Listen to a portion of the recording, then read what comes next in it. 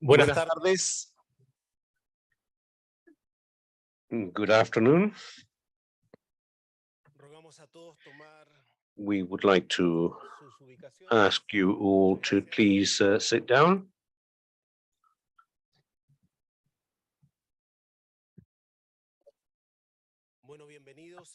May you all be very welcome to this fifth regional intergovernmental conference on aging and the rights of older persons in Latin America and the Caribbean. We will begin this opening ceremony by offering the floor to ECLAC Executive Secretary, Mr. José Manuel Salazar Chirinas. Good afternoon, everyone. Minister of Social Affairs and Family of Chile, Mr. Giorgio Jackson, Minister of Public Health and Social Wellbeing of Paraguay, Julio Borba, Resident Coordinator of the UN here in Chile, Maria José Torres Macho, Mr. Joseph Maerian, in charge of the UNFPA for Latin America and the Caribbean, ministers, delegates of all member states of ECLAC, representatives of civil society entities, colleagues from the UN and ECLAC, dear friends all. May you have, all of you, a very good afternoon. It is a great honor to warmly welcome you to ECLAC,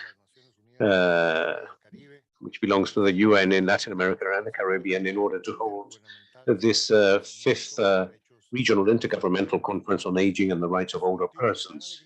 It is, we are very happy to welcome you here in ECLAC in order to begin the work of this fifth conference that will take place today and during the next 2 days to share experiences among countries in the region and enter into alliances so that we can improve public policies aimed at older persons. The conference will enable us to identify the challenges and the progress that has been made in the implementation of the International Madrid Action Plan on Aging in our region. The action plan approved 20 years ago, it implies a real change in paradigm in terms of the contribution of older persons to development and the construction of a society for all ages. It has three guiding principles, as you all know. Older persons, development, the promotion of health and well-being during old age, and the creation of favorable environments. Now, this conference also contributes to the fourth review and five-year evaluation of the Madrid Action Plan at a global level that will be held in 2023 within the framework of the 63rd period of sessions of the Social Development Commission of the United Nations. Latin America and the Caribbean has a powerful set of instruments that evidence its commitment to the implementation of the International Madrid Action Plan, such as the Brasilia Declaration in 2007, the San Jose Charter on the Rights of Older Persons, dated 2012, the Montevideo Consensus on Population and Development of 2013, and there is a chapter that deals with aging and social protection, the Inter-American Convention on the Protection of Human Rights of older persons, dated 2015, and the Declaration of Asunción, dated 2017. All these instruments are aligned with the 2030 Sustainable Development Agenda and the decade of aging, the decade of healthy aging 2021-2030 of the United Nations that promotes the improvement of the livelihood of older persons and actions aimed at building a society for all ages. The world and the region are presently facing an overimposed crisis, or a crisis in cascades, such where the pandemic and the war between Ukraine and the Russian Federation come together, and thus creating a slowdown in economic growth, a slight recovery of employment, a high level of inflation, and a non-lasting social crisis. In the social outlook of Latin America and the Caribbean that we launched recently, we projected that in 2022, 201 million people will be living in poverty, out of which 82 million will live in extreme poverty. in relative terms. So this implies that practically one-third of the regional population, 32.1%, will live in poverty, and 1 out of every 10 Latin Americans, so 13.1%, will be living in extreme poverty. Now, with regards to the situation before the pandemic, this implies that the number of people living in poverty is 15 million greater than what was registered in 2019, out of which 12 million live in extreme poverty. Older persons have been the age group that has most profoundly suffered the health problems of the pandemic, both in terms of physical and mental health, and have suffered a tremendous impact upon their quality of life because they have faced access barriers to the world of health, the world of labor, social protection, and digital technologies.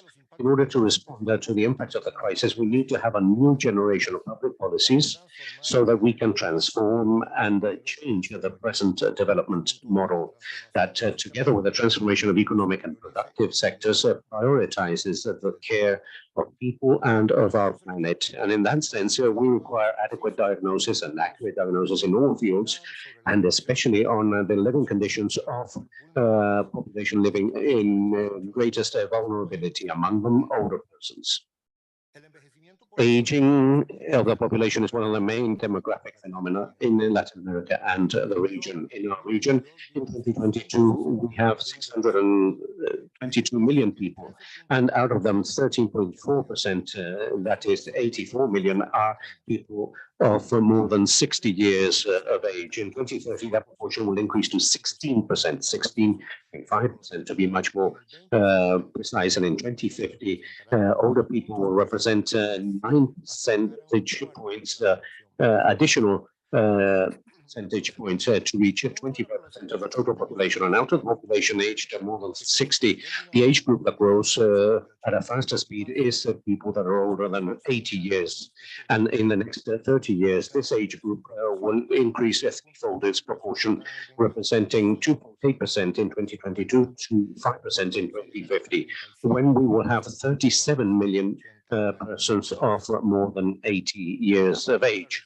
The main achievements of the region has been life expectancy that has changed from 42.8% for both genders to 75.1 years in 2019. However, as a result of the COVID-19 pandemic, living expectancy fell back by 2.1 years in 2021 compared to 2019. And in the future, it is expected that life expectancy will again increase and will reach 77.2 years in 2030 and a further increase in 2050. The increment in the percentage of older persons as well as longer life expectancy will imply new challenges and opportunities for societies and multiple challenges in terms of public policies. Such challenges promoted the adoption of the International Madrid Action Plan on Aging in 2002 that suggests acting up different spheres of public policies. First of all, we must universalize access of older persons to social protection and quality health services. Too many older persons cannot gain access to that or receive insufficient benefits. For example, in 2020, the proportion of people aged 65 years or more that lived in Latin America with insufficient amounts, that includes those that do not receive pensions or that have a smaller amount under the poverty line, was 40.1%. This situation is much more severe among women, 42.8%, than among men, which is 37.6%. And what is of great concern is that 8 out of every 14 countries analyzed, more than half of older persons received insufficient food. It is also important to pay attention to the issue of care. In addition to pronounced inequalities, has shown the unfair distribution of care of older people. And that is why, as we said last year in Buenos Aires, within the framework of the 15th Regional Conference on Women, ECLAC calls on giving way to a care society. With the cascade of crises, we need proposals that may inspire hope and transformation. That is what we refer to when we talk about the care society, a proposed social organization placing the sustainability of life as a priority. For this, it is necessary to ensure the rights of people that need care, as well as the persons that provide this care, mostly women. It is necessary, likewise, to make visible the multiplying impacts of the care economy that, among other effects, will be one of the major sources of employment in future. Implementing policies that consider time, resources, provisions, quality services, and eradicate the precarious jobs linked to care. The challenges of aging also affect the labor markets, where older persons have difficulty in joining decent work on account of structural issues of the economy as well as the discrimination or on account of age. And it is necessary also to address the education throughout life with an emphasis on retraining and the closing of the digital gap. And older persons have less access to the internet and make less use of ICTs as well as social media. And also, older persons require better surroundings, housing, basic services, neighborhoods, means of transport that are accessible and friendly to older persons, contributing thereby to their autonomy and full enjoyment of society. All of this means that we must further the inclusion of aging in the government agendas by means of adapting and modernizing legislation and strengthening institutions responsible for the coordination of national policy in caring for aging.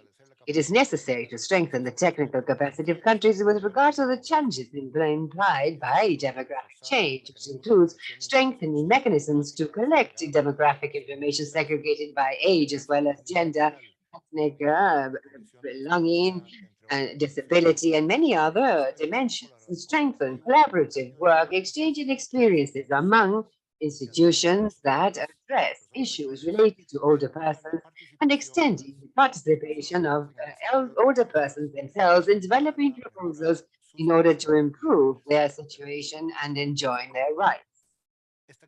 This fifth conference is an instance proper to further the issue regarding aging at global level. We need to improve governance, strengthening ties between governments, civil society organizations, academics, institutions, and the private sector. And in fact, in our region, organizations of older persons whom we greet and whose representatives are present here on this occasion have been of key relevance to further proposals initiative to contribute to the design of public policies with a human rights approach.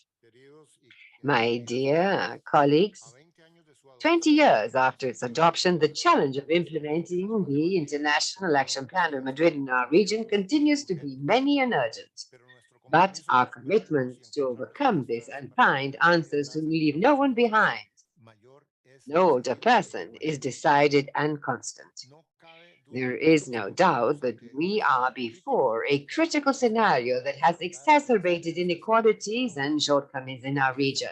And within this framework, this is not the time for gradual change. On the contrary, it is necessary to move ahead with transformative and ambitious policies for the construction of a more prosperous, sustainable, and inclusive future.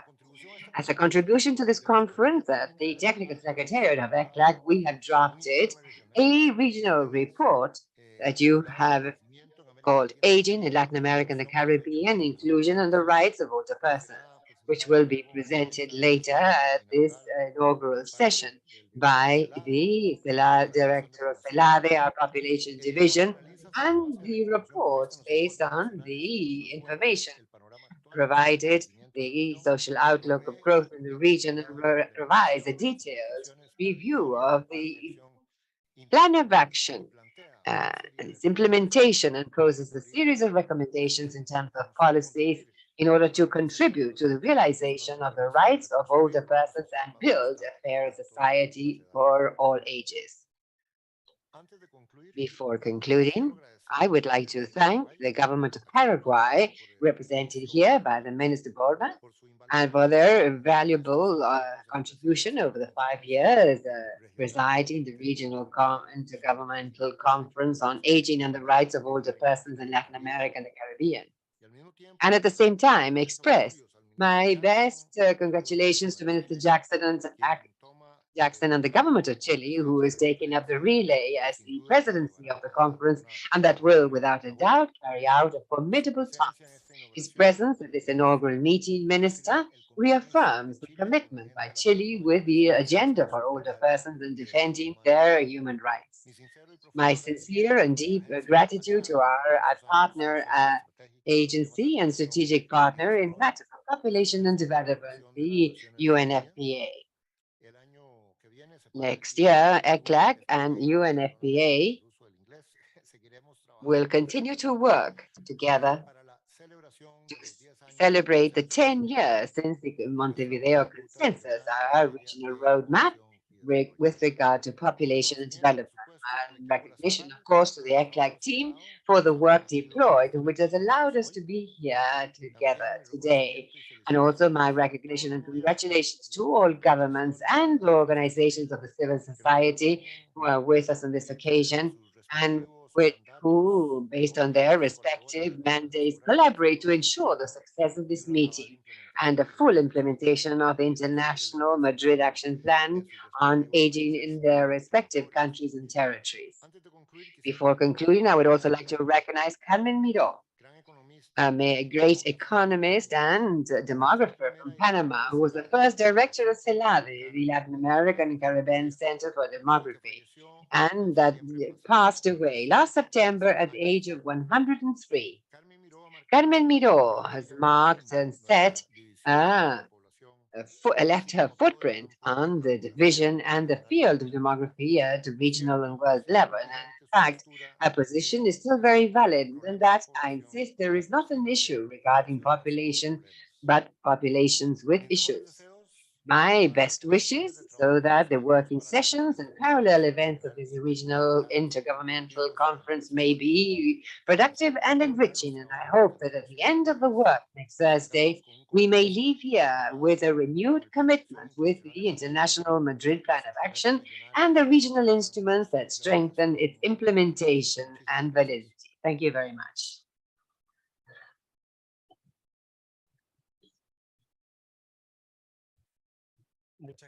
Thank you. And now the officer responsible for the UNFPA regional office, Mr. Joseph Marin, takes the floor. My dear Jose Manuel Salazar Girinax, the Executive Secretary for Latin America and the Caribbean, Maria Jose Torres Machu, Resident Coordinator of the United Nations in Chile, my dear Julio Cesar Borba, Minister of Public Health and Social Welfare of Paraguay, Mr. Giorgio Jackson, Minister for Social Development and Family Affairs of Chile. Good afternoon, everyone. On behalf of the UNFPA, I would like to cordially welcome you to this 5th Regional Intergovernmental Conference on Aging and the Rights of Older Persons in Latin America and the Caribbean. And thank you for attending.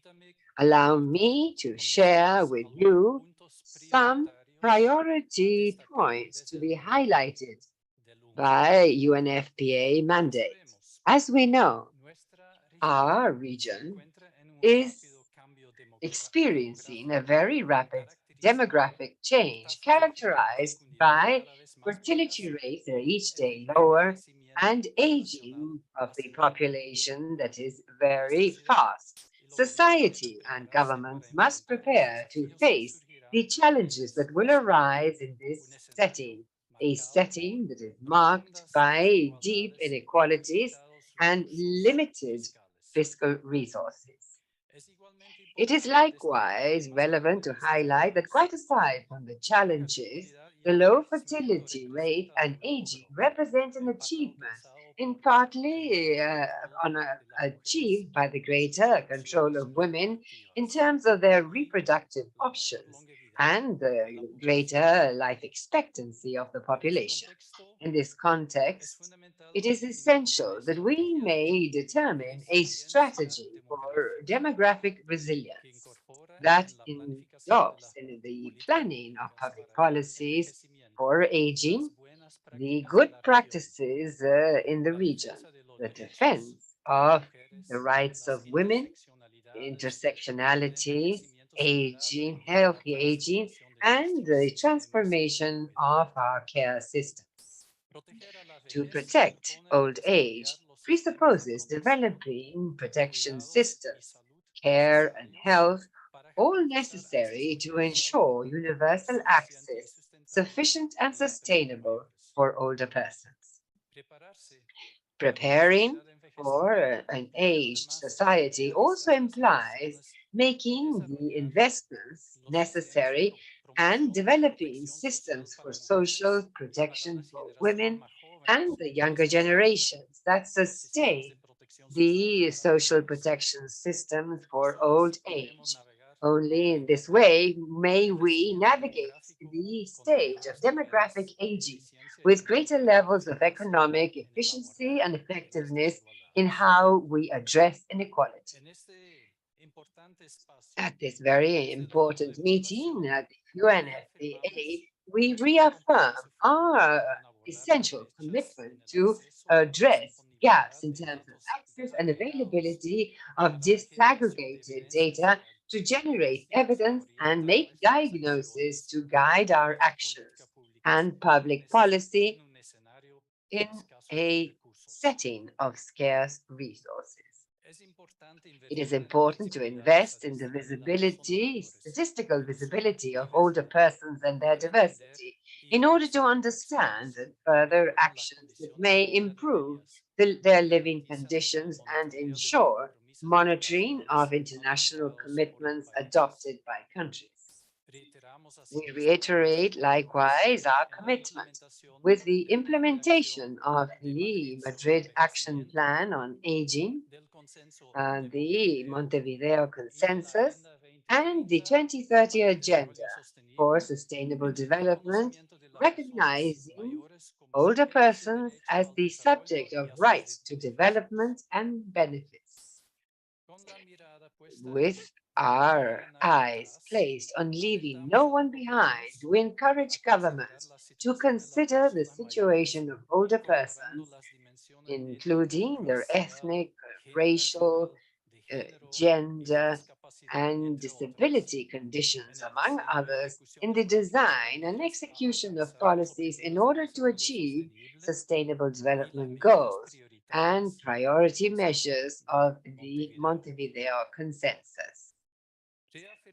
We reaffirm our commitment to work jointly with regard to these actions, emphasizing advocacy and political dialogue on policies for aging, strengthening in cooperation among governments, agencies of human rights, and civil society, including the key participation of older persons. We also highlight focusing in the health of older persons, incorporating the sexual health of older women, as well as the addressing all forms of violence and discrimination of older persons, especially considering gender-based violence. From UNFPA, we believe that all these actions will contribute to sustainable development, to resilient societies and cities, and integral care systems contributing to transform the life of older persons in our region and not leave anyone behind. Thank you, everyone. I wish you a most fruitful meeting.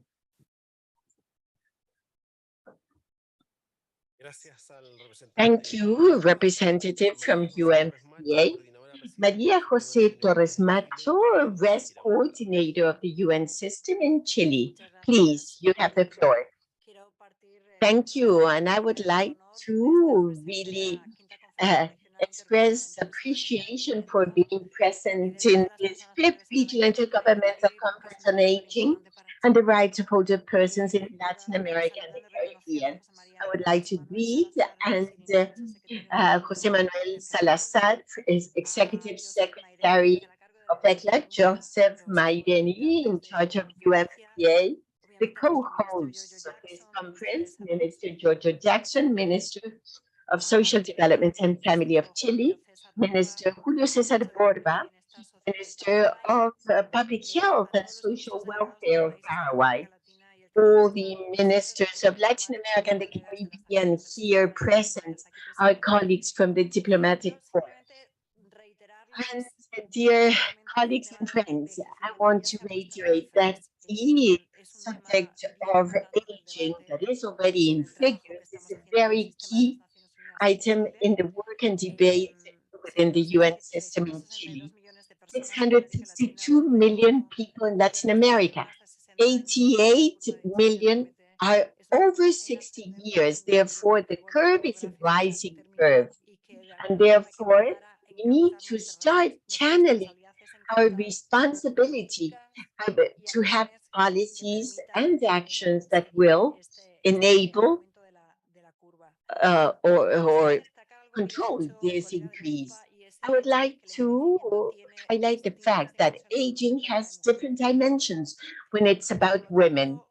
Yes, and to have this gender dimension present in the data that Executive Secretary of FECLAC was pointing out, and UNFPA colleague, that is to improve capturing information. That is key because it's going to be very difficult to take this issue into account. And also something very important that has been pointed out, and it's key for us, is to understand that older persons really face multidisciplinary challenges, not only poverty, access to health, but also exercising their political, social, and environmental rights, because in some way, aging condition has been considered a limiting factor in order to be full-fledged older persons with all the rights. Under the leadership of of the Ministry of Social Development, there are three agencies, UNDP, FAO, have agreed to use to address intensive use of IT and include older persons in the system.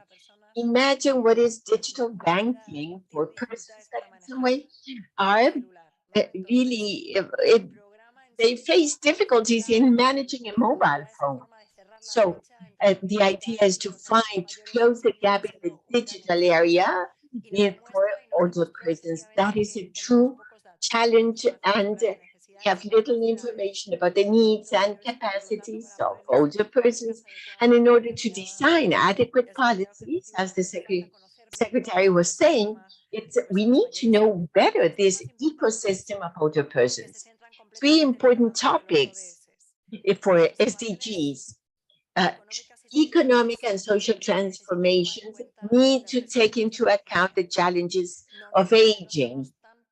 Usually, we are not that mindful of what is energy transformation in people of older age. And surely those with less capacity to face the increase of the power bill, for example. Secondly, how do you manage that older people to be independent, to have a full-fledged, productive, and healthy life? And that leaving the labor market doesn't mean retirement from public life, no, because they need to still be incorporated. And then finally, empowerment, and therefore this call to that gender perspective and take into account elements that have to do with the ethnical origin, race, urban, rural areas to have integration. Reiterate, as my colleagues have said, that the aging topic is key. It's central in the 2030 agenda, key for this agenda in Chile, and we are finishing the cooperation framework for Chile and the government for the next 4 years, 2023-26. And something very important that we want to underscore here is that we have included for Chile an intersectional perspective with a clear approach to age. There's some self-criticism where we have concentrated too much in boys, girls, and adolescents and very little in older persons. We will be considering this with the Social Development and Family Ministry because we need to accompany decent, healthy aging of Chileans in Chile. So this is a great moment, and we will be most mindful of the results of this conference in order to keep on working in favor of older persons. Thank you. Thank you, Maria Jose. Now, as President of the Fourth Regional Intergovernmental Conference on Aging and the Rights of Older Persons, we will hear Julio Cesar Borba, Minister of Public Health and Social Welfare of Paraguay. Thank you very much, dear Jose Manuel Salazar, Executive Secretary of the Economic Commission for Latin America and the Caribbean, ECLAC. Mr. Joseph Marion, dear Joseph Marion, Officer of the Regional Office for Latin America and the Caribbean of UNFPA. Dear Ms. Maria Jose Torres Macho, Vice Coordinator of UN in Chile. Dear Jojo Jackson, Minister of Social Development and Family in Chile, a country that is the chair of the 5th Regional Intergovernmental Conference on Aging and the Rights of Older Persons in Latin America and the Caribbean. Dear representatives from the governments of the region, from civil society, attendance to this 5th Intergovernmental Regional Conference on Aging and the Rights of Older Persons in Latin America and the Caribbean. Good afternoon, everyone. It is a matter of great satisfaction for me to address you as outgoing chair of this conference. For Paraguay, this path of the chair that began in 2017 has had as important outcomes the Asunción Declaration, where the firm commitment of all countries of the region of Latin America and the Caribbean was expressed with older persons. Then a path was designed, a roadmap to keep on moving forward for better and more progress for this population. Likewise, in this declaration, there is a firm commitment to work jointly in order to achieve the objectives agreed.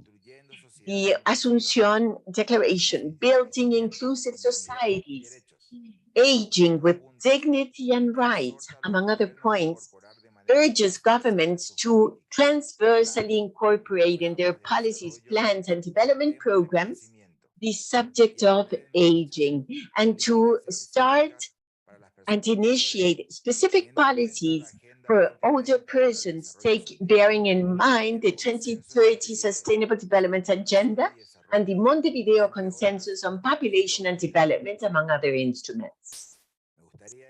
I would like to highlight, likewise, as a major landmark, the virtual dialogue held in 2021, an activity that, in spite of the major limitations imposed by the crisis, this chair, with the support of ECLAC as technical secretariat and UNFPA as a strategic partner, organized the framework of the conference, a space designed to reflect, discuss, exchange learnings, compare experiences, identify technical assistance areas focused in older persons, and with as reference the 2030 for Sustainable Development Agenda, the San Jose Agreement, and the Montevideo Consensus on Population and Development.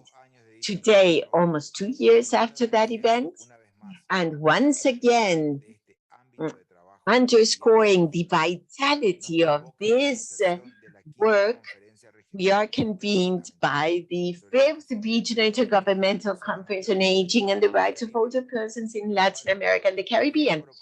And the objective of this conference is to present the regional report and the preparation of the Declaration of Santiago de Chile. This input and contributions will allow us as Latin America and the Caribbean to be part of the fourth review and appraisal of the International Madrid Declaration on Aging that will be held in 2023. This regional meeting is an account of the progress of the region in aging, showing the dedicated effort of each country in their national reports. And with that, you can identify progress, success, challenges, and pending efforts since the Madrid Declaration 2017 until today. It is indeed a very appropriate opportunity to have a balance, to do an examination, an evaluation of all those policies and initiatives that have helped implementing the plan of action in our countries and will allow us to have a global perspective, a global outlook as a region. And for that, we need to ensure the highest governmental commitment in this endeavor, with the participation of all the agencies and instances of the state in the generation, articulation, and implementation of policies for older persons. Also, it is indispensable to have the participation and involvement of civil society organizations from this population group. The link between human rights and older persons is ever more relevant if population aging is the most important social transformation of this epoch in the world, in Latin America and the Caribbean. It is a process that, although it shows differences between sub-regions and countries, but there is no way backwards.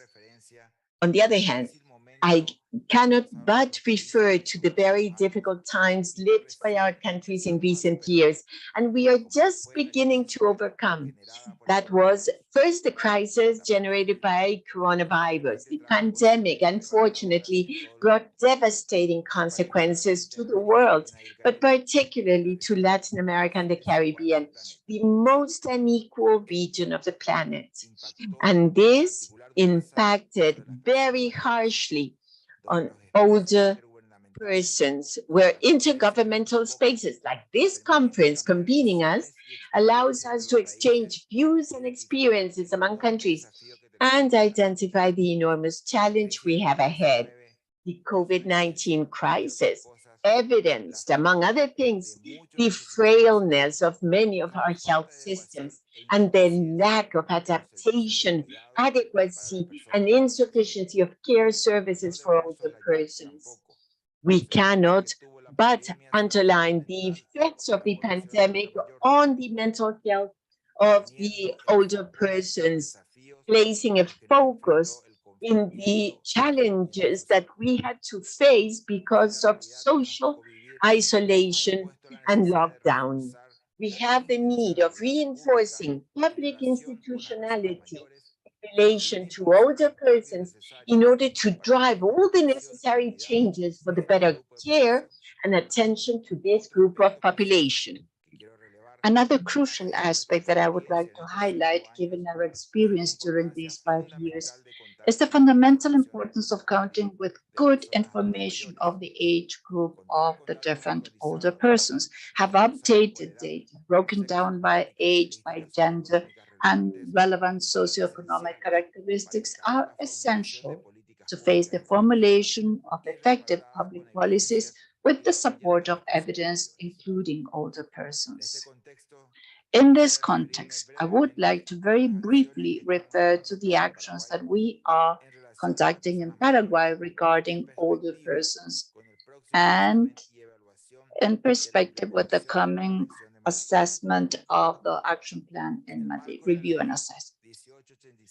And the law 1805/02 and 106707, the Institute of Social Wellbeing since 1917 till today, started the process of elaboration of the policy of older persons in Paraguay, which currently is in the final stage with the technical support of PAHO WHO in Paraguay. Elaboration of a project of the National Registry of Caretakers, the regulation of the law 5557H/37 requests the public and private policy institutions caring for older persons to design policy for the care of the elderly with the technical support.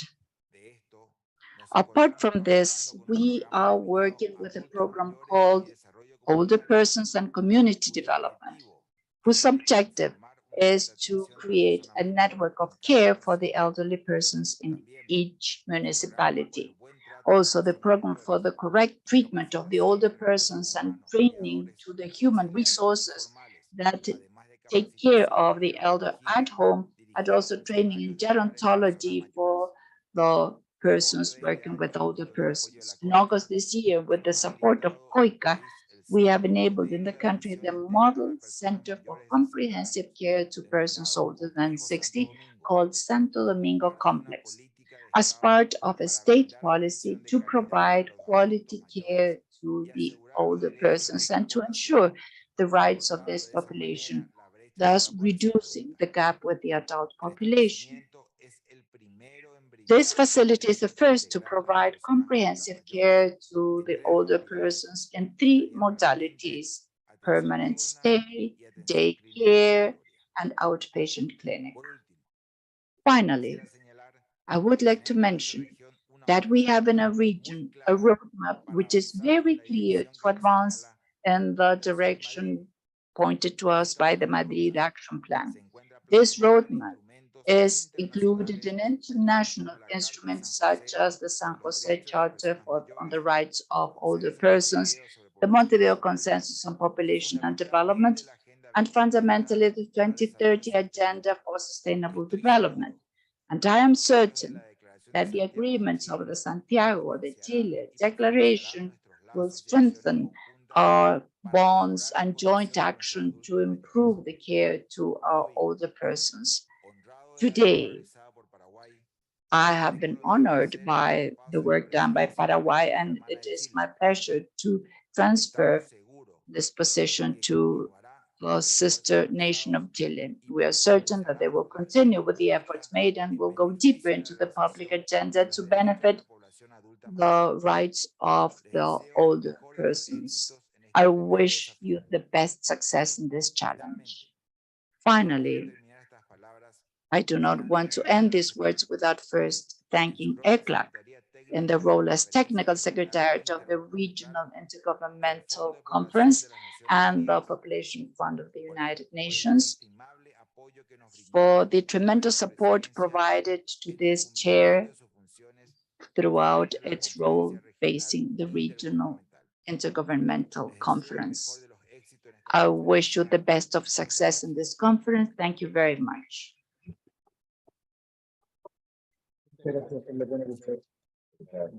Muchas gracias, ministro Borba. Ya que en conclusión, Thank you very much, Mr. Borman. Now the Minister for Social Development and Family Affairs of Chile, George Jackson, as chair of this fifth conference, will address us. Thank you very much. Thank you very much for the introduction. And thank you to all the persons who are with us today. I would like to greet the authorities and also endorse all the greetings made before. It is very important for us as a government to be able to take upon ourselves this responsibility. Both the authorities, the delegations, and the experts who dedicate their lives and their work to be able to design, to evaluate, assess public policies for the older persons who may have different levels of vulnerability or specific requirements. Persons who are visiting us from different parts of the region, and particularly thank ECLAC and the Latin American Center of Demographics for conducting this fifth Intergovernmental Conference on Aging and Rights of Older Persons in Latin America and the Caribbean. From Chile, and the Chilean delegation would also like to greet our Undersecretary Francisca Perales, who's with us, the Director of the National Service for the Elderly, Claudia Asmat, and very especially today, those who are with us, maybe not on the first line, but at the back, regional councillors of the Council for the Elderly, the Association of Older Persons, the Consultative Committee of Senama, who are with us today. It is an honor for us as a country to receive the chair of this fifth conference. To gather today here after many years of pandemic is very meaningful because we know that older persons' quality of life was very affected, and the task to improve those conditions is probably in our hands and in the hands of the teams that we have to lead in the different countries. So we acknowledge the importance of this intergovernmental space, particularly in its nature of South-South cooperation, where we can have an exchange of experiences on the implementation and assessment of programs, policies, and actions to protect and respect the human rights and the dignity of the older persons in this region. It was said before, in statistical terms, the projections of the UN for persons older than 60, which today are almost 19 million in the region, which represent almost 13%, a little more of the total population, and that for 2050, this will represent 25%, almost doubling the population and thus reaching to 190 million persons. And this situation certainly puts us at a special situation at the regional level and asks us, request that we get international cooperation to share good practices in those areas where we have had good results, and also learn from those who have had successful experiences and draw common horizons to give common responses to the population. Very often, the declarations are useful as a precedent so that congressmen, civil society, academia may quote those papers or those articles in the declarations as a driver to push changes that sometimes are not being considered. And I'm saying it because when I was a student leader, very often I had to quote international documents in order to drive certain agendas. And I know that that can work in public opinion because the commitments that the countries acquire have to be enforced. And to attain that, we have to look at what has been done. We're not starting from scratch. And I want to thank Minister Julio Cesar Borba and the rest of the team who worked in this document that will be presented next, which is a very powerful document that we will be able to review in order to obtain better information, acknowledging the work done also by Julio Cesar Borba and all the previous teams who were in charge of conducting this task that today we have to start as a country. And to comply with that, I would like to mention the regional instruments that show the work that has already been done for the implementation of the International Action Plan. As it was mentioned before, so I will just mention them. They are as a reference for this conversation, the Brazilian San Jose declarations in 2012, the Montevideo Consensus that was mentioned just recently on population development 2013, the Inter-American Convention for the Protection of Human Rights of Older Persons 2015, and the Asunción Declaration mentioned by Minister Borba a few minutes ago, as well as at a global level, the 2030 Agenda for Sustainable Development that was mentioned by our resident coordinator. In each one of them, advances have been consolidated so that different states may commit to more stringent and more appropriate policies that actually improve the lives of older persons. On our part, Chile has ratified the Inter-American Convention for the Protection of the Rights of Older Persons, and under that conceptual framework, it is that our government, headed by President Gabriel Boric, has worked on three broad lines that I would like to share with you. First of all, and I believe it is worthwhile acknowledging here the work that the women's organizations, the feminist organizations have been proposing for a long time, and that from my perspective, the last 4 years maybe have risen much more strongly, is the need and the commitment to advance towards a national system of care guaranteeing a community collective response for the different levels of care that the population needs. Certainly, older persons are in a stage of life, particularly when you acquire some disease or some condition of dependency, so that the population may find the mechanisms that do not overload women who provide the care in an unpaid work, and that we as society should have a response in accordance to the dignity of all. Of course, protecting the autonomy and promoting active life, and at the same time recognizing and distributing the task that has fallen upon the shoulders of women. Some of the actions that we have proposed this year, and we've been in the government for 8 months, almost 9. The last 3 months, I headed the Ministry of Social Development and Family Affairs, but we have been able to obtain 282 care facilities in the country. We have almost 14,000 users. We've also executed a program called Household Care in 29 districts in the country, also the construction and concluding the promise of having long stay facilities to have one facility per each one of the regions of the country. So we have 22 long stay facilities in the country, and a registry of caretakers through a module in the household registries, which is something that we launched a month ago to provide preferential care in the public healthcare services to persons who care for others without pay. In 2023, in the second semester, we'll present to Congress a draft bill as to a framework law for the national system of care. To that end, we will be based on other instruments that other international agencies have been able to provide. A very valuable one is that of the Inter-American Commission of Women that elaborated a framework law for the national system of care that any country can use as a blueprint so as not to start from scratch. I recommend you all to look at that document. Secondly, our objective is to promote dignified, active, and healthy aging, providing material conditions that are appropriate for those persons who are in that stage of life, keeping alive the link of the community, promoting participation and social inclusion without leaving anyone behind. To that end, we have 2 facilities very valued by the population. On the one hand, 161 day centers called CEDIAM that provide an active response for 10,000 older persons throughout the country so as to prevent the institutionalization into a long stay facility. We want to extend their active life before falling into a period of dependency or more severe dependency. On the other hand, and I had to inaugurate close to a month ago, one in the region of Ñuble, 58 protected homes that are for community living with 1,121 homes built throughout the country and with ambitious goals.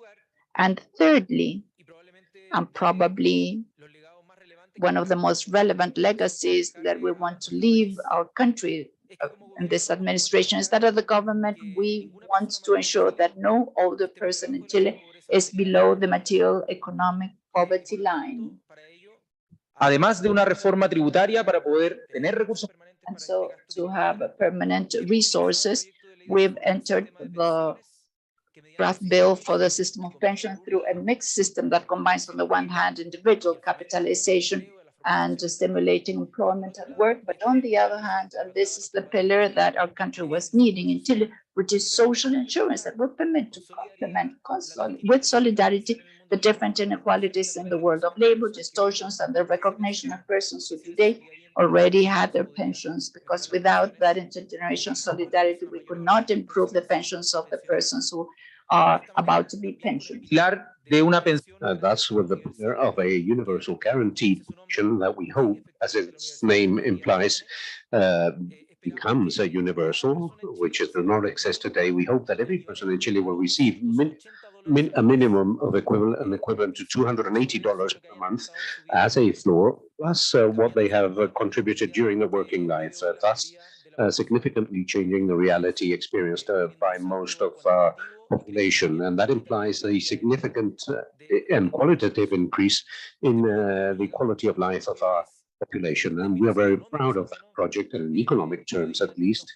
And I would also say that in political terms, during the first year of government, that is the main challenge and legacy that President Boric wants to leave following his administration, a social security system. And this could be a paradox for a young 31-year-old president. I am 35 years of age. It reflects a principle that refers to reciprocity, to benefits that are free of charge, and a rights approach, because I wouldn't have been able to read these words if we hadn't had a teacher who had taught us to read and write, or we would not have been able to be healthy and be present at this meeting if we had not had people who had vaccinated us at a given age and who are probably retired professionals now, and therefore understanding the life cycle as a reciprocal process, understanding the approach focused on rights and these changes. Perhaps we could invest on other things. Recognizing older persons is a way of establishing dignity throughout the life cycle of persons. And we want to begin with early childhood, but also involving older persons. When the previous speakers referred to the technological gaps, probably in all those countries, this was aggravated as a result of this mandatory leap towards digitalization and greater use of technology during the pandemic. And yesterday, indeed, I had to visit an installation of the foundation of the family that is a ministerial entity. And I visited a group of older persons, both men and women, who were holding a workshop on digital literacy using intelligent mobile phones, as they are called, and especially in the area of La Legua and Lo Prado, poor areas, where one of the participants in the workshop mentioned all the things that she wanted to do and that are enablers for present-day life. Sometimes, if they are dependent to be able to ask for food, requesting a delivery from a supermarket, or to communicate with their children, and even people who were very keen to be able to find long lost friends from when they were children, because they also wish to live that experience and eventually to meet up and to share their experiences. And also when people mentioned the need to maintain people active and often productive, and not because they need to do that, but because they decide to do that. This morning we were in Expo Fossis together with the president, where we found Cecilia, who is an entrepreneur and worked for 34 years in the public service, and who then had to undergo a transplant and had two artificial hips. And she said, well, entrepreneurship is what wakes me up every day, what makes me push ahead. And if I did not have those channels available to me, my mental health problems could be rampant, because often people don't have any expectation in terms of getting up in the morning. And we must not forget that we're not only talking about material aspects or of conditions when we're healthy, but it also implies feeling a part of something, feeling useful, feeling that they are welcomed and form part of the community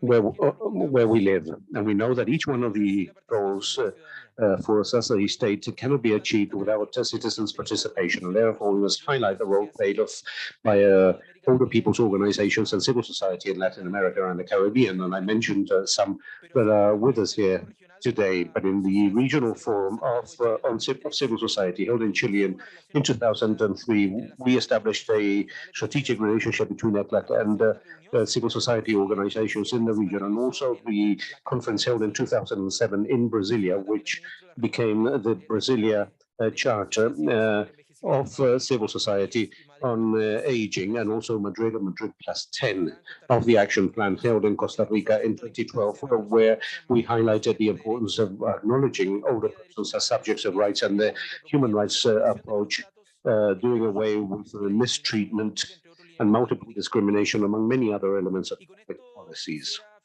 And with this, I would finally like to convey that much of what is happening today in our working groups and in this meeting will become a fundamental input for the fourth review and the 5-year review of the Madrid International Action Plan that will be held in 2023. I hope that this event will be very fruitful and that we will be able to assess the actions undertaken by our countries. And may you have this very present in your minds, and we are willing to share our country experiences to bring efforts together and to develop public policies that provide dignity with older persons at the very core of those policies. Thank you. Gracias, ministro. Vamos. Thank you, Minister. We will continue to move ahead with our agenda, and we would like to say farewell to all those that have to leave this opening ceremony. This intergovernmental conference implies certain rights, and despite the fact that the importance of the host country is obvious, and we have announced Minister Jackson as president of this conference, we have to elect him. And so I suggest we elect him through a show of hands so that he can be officially the president of the conference. Secondly, I would like to say that we also have to establish a governing board, the election of officers, and the election will be held at the end of this event on Thursday. But I would like to say that there are some delegations that have expressed their interest of accompanying Chile, Cuba, Mexico, and Paraguay, and therefore the possibility is open for you to approach Simone Cecchini and myself, secretary of the meeting. And at the end of this event, during the closing session, we will mention the countries that will accompany this presidency. So that without further ado, I would like to offer the floor to the president of the Fifth Regional Conference so that he can preside over this meeting. Let's see, we will need the names of president and secretary. Well, thank you for this election. You didn't give anyone much time to oppose my candidacy, but I thank all delegations present. It is very significant to be able to have of the confidence that you placed on us to organize this conference and to accompany this process and learn from it as well. I would like to begin by submitting to your approval of delegates the provisional agenda of this meeting that was distributed by the Secretariat. And you most probably have this document, which is called LC/CRE/1/RED.1. If you have that document that was provided by the Secretariat, we could then submit to a vote, unless there are any comments, and understand this as approved in accordance with the provisions of Chapter 2 of ECLAC, the provisional agenda that I would like to submit to your consideration. If there are no comments, we would thus adopt the agenda. Now, I would like to invite Simone Cecchini, Chief of the Latin American and Caribbean Demographic Center, CELADE, Population Division of ECLAC, who will deliver a presentation on the document Aging in Latin America and the Caribbean, Inclusion and Rights of Older Persons, which is the report of Latin America and the Caribbean for the fourth review and appraisal of the Madrid International Plan of Action on Aging. Please, Simone, you have the floor for your presentation. Thank you, Minister Jackson, Minister Vorba, authorities, delegates from countries, civil society, And I would like to thank all those that are following us via internet. It's a great honor for me to be able to present to you this document entitled Aging in Latin America and the Caribbean, Inclusion and the Rights of Older Persons, which is the result of the work of a great team. And I would certainly like to thank all those that contributed to it. As mentioned, if I'm able to see the presentation.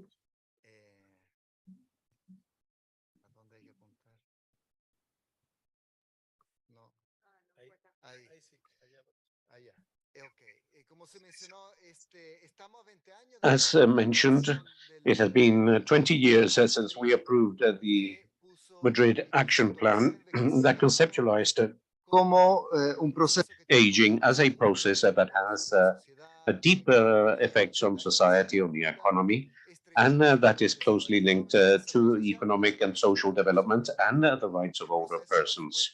The process, of course, began before that with the first World Conference was held in Vienna in 1982, but the emphasis at that time was on developed countries. In Madrid, there was a greater focus on developing countries, and looking ahead, as was already mentioned, next year in the Commission on Economic Development of the United Nations, we will discuss these issues of related to aging at a world level. Next one, please, because I am not able to see this. Also, at a regional level, I would like to highlight as a process that in 2003, with the first conference that was held here in Santiago, the region was the first at a world level in terms of undertaking an appraisal of the Madrid Action Plan. After that, we held a conference, the conferences that were mentioned. And I would like to highlight in 2012 and 2017, we received declarations from civil society. In 2012, the one at Tres Rios, 2017, Ipacaraí, which were very important. And I would like to mention that in 2013, we also had the Montevideo Consensus, which has chapter C devoted to aging and social protection. Next one.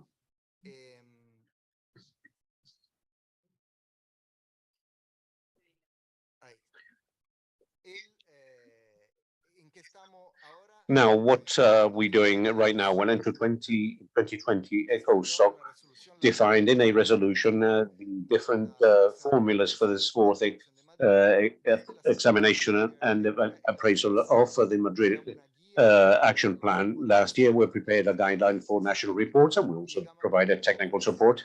And we reached this intergovernmental conference with 17 countries that submitted national reports. And precisely the regional report and national reports will become the contribution of the region to the Social Development Commission that will hold a high-level meeting in New York in February on the issue of aging. Next one.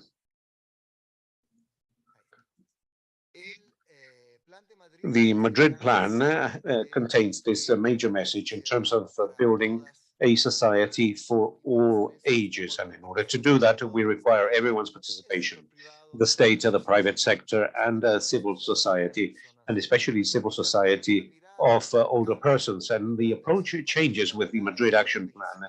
The approach on aging, of course, this implies challenges for public policies, but also opportunities. And in the national reports,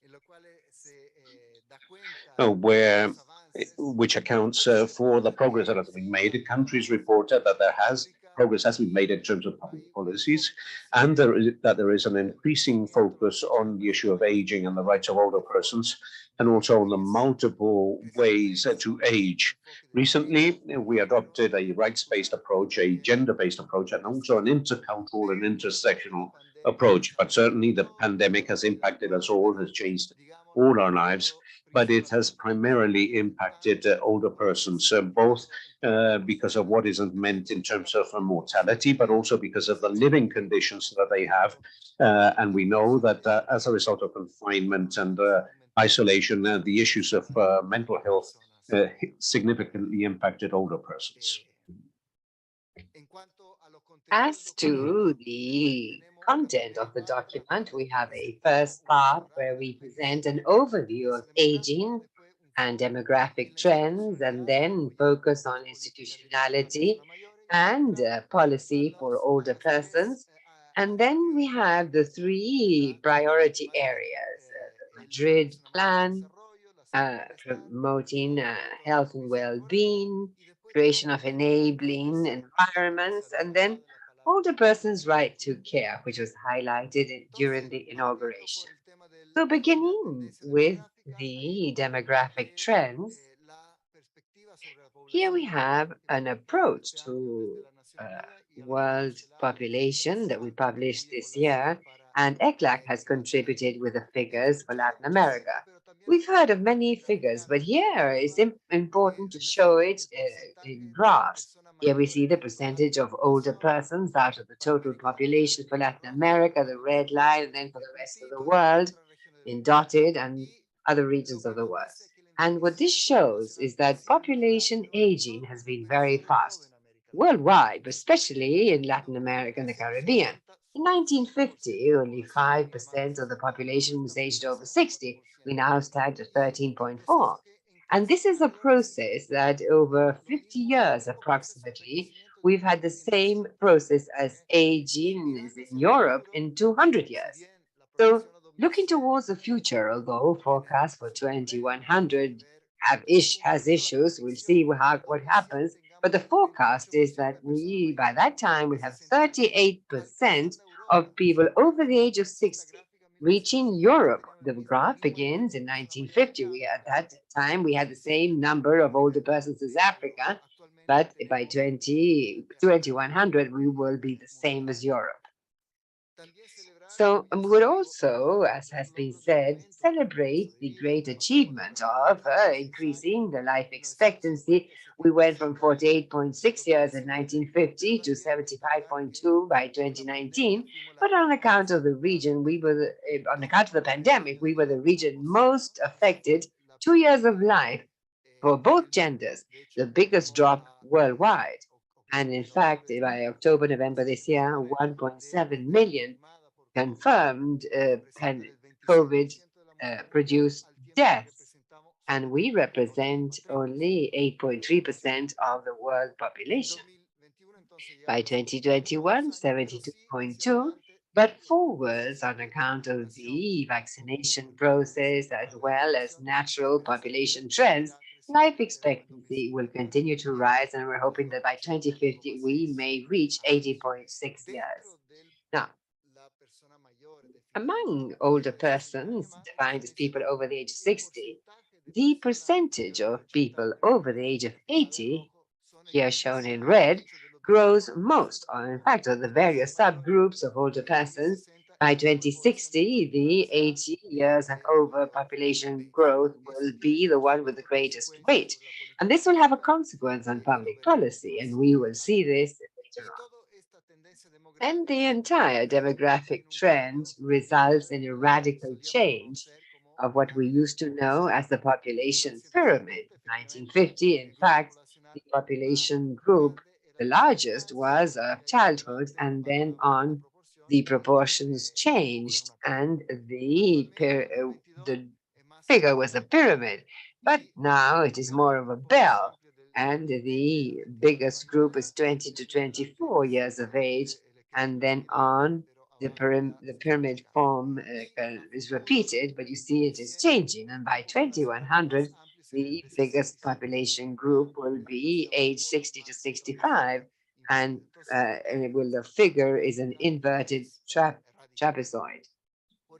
So that is why we say that as a region, we will go from being a young society until 2021, the biggest population group was 0 to 19, and we will become an aged society 2053 onwards. The biggest population group will be aged 60 and over. And this, of course, can be foreseen. We demographers are foreseeing it, but this implies that it must be taken into account for medium to long-term planning, because this will have an impact on health, social protection, and so on. We must also say, I have shown regional averages, but the differences among countries are great. If we see the aging process, there are some that are at an incipient stage of aging with fertility rates of more than 2.5%, 5 children per woman, as in Haiti, and the percentage of older population is no more than 10%. Then we have other countries with moderate growth in Central America, Guatemala, Honduras, also Paraguay. And lastly, the region as a whole is in um, situation of moderately advanced aging. There we have the countries for Mexico, Brazil, and then also Chile, Argentina, and really very advanced with a, a more than 20% older population, Cuba and Barbados. And then on the right, we have a graph showing the year when the population reaches 60 and over and is more than 0 to 15. And some countries have already achieved this: Cuba, Barbados, Chile, and Uruguay. And this 2022, the people over the age of 60 will be more than the number of people 0 to 15 years of age. And then on, there are other countries in incipient aging, such as Bolivia and Haiti, that will take a long time to get there. The issue of institutionality is key to move ahead with the state machinery, being able to realize the rights of older persons. There is a call to create international agencies in coordination with the civil society and improve coordination among various government sectors. But we do know that there are still challenges, especially regarding the status of these organizations. They require greater institutional autonomy, higher budgets, availability of trained working teams. But with the preparation of national reports by countries, we could say that there's been a more intense participation by different sectors and levels of government, and also new institutions focused on the rights of women, persons with disabilities, and of course, indigenous people.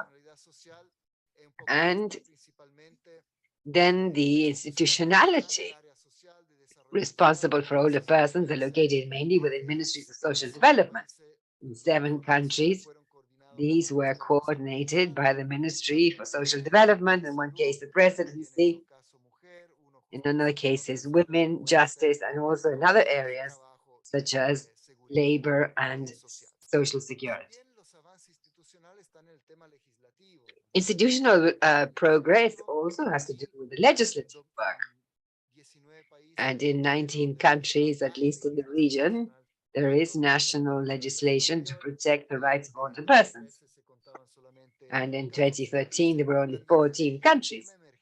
Also, there are laws on emerging themes: palliative care, long-term care institutions, the prevention of and response to violence, technological inclusion. And then, with the Inter-American Convention on the Protection of the Human Rights of Older Persons, and 9 countries have signed. And at world level, this is the only legally binding instrument to protect the rights of older persons in order to contribute there to society. Now, moving on to the first major issue of the Madrid Plan of Action on the inclusion of older persons in development.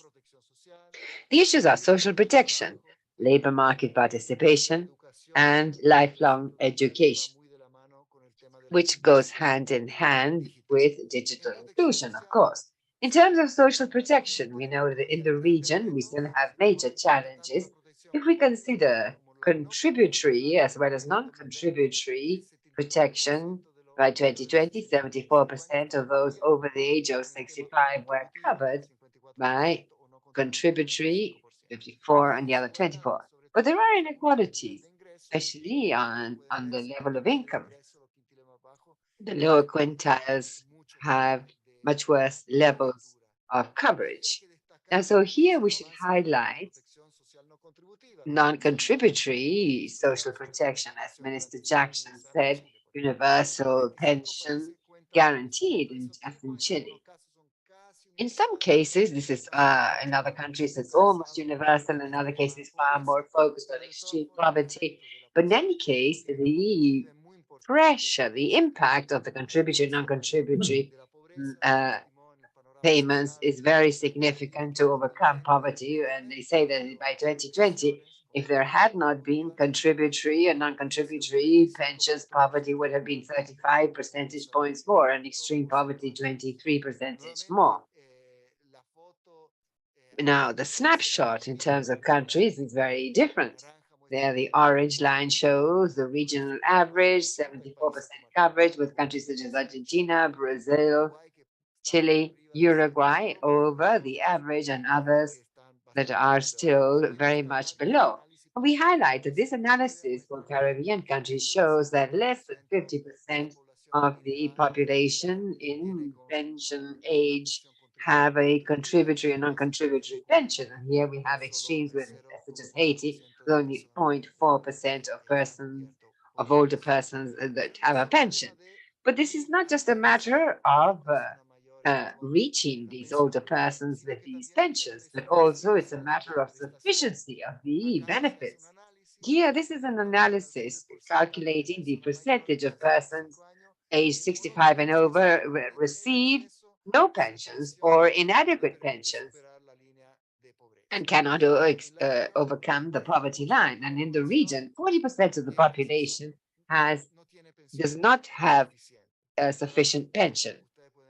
So once again, you can see the difference between countries. And also very important, the difference between men and women.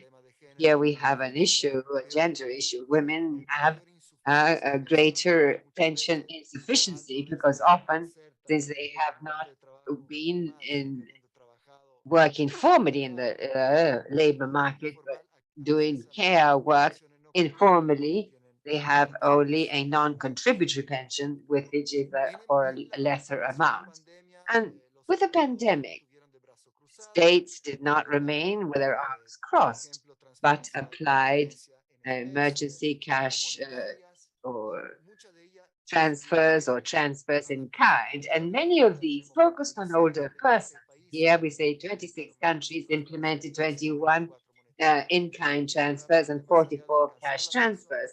And this was an important fiscal expenditure. And here we have the social protection data, not only for older persons, but for the population at large.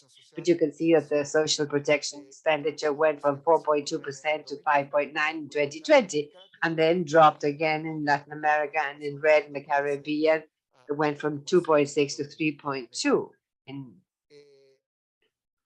and 3.6 in 2021.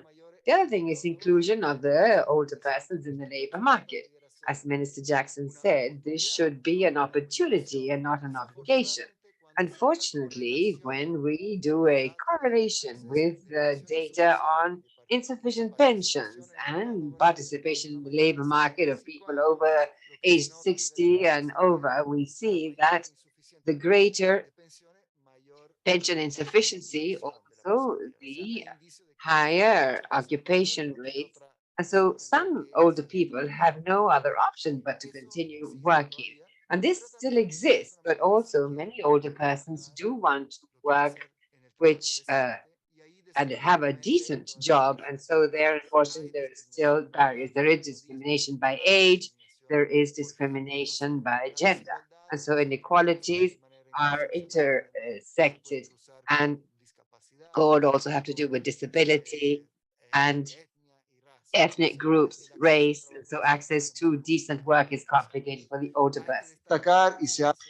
We need to stress that, and then the report say that countries have made progress with legislative reforms, for example, to promote a fight against aging and having a training program in order to be all inclusive and include all the people in national training and employment programs. And third point, education, ongoing education, it's important. Literacy is very important. Train for the labor market, but also for digital inclusion. We know that. The graph on the left, you can see when you grow older, there is less access to internet, to computers. It's not merely access, it's a matter of use. If there is low access, there is low use of internet and computers. And on the right side graph, you see the web apps. And in our cities, it's so important to, for example, ask for food or transportation apps, and for persons over 65, I mean, there's not more than 10% use of these apps. So there's a lot of progress to be made there. Then the area of promoting health and welfare. And the action plan of Madrid says that older persons need to have full access to health promotion.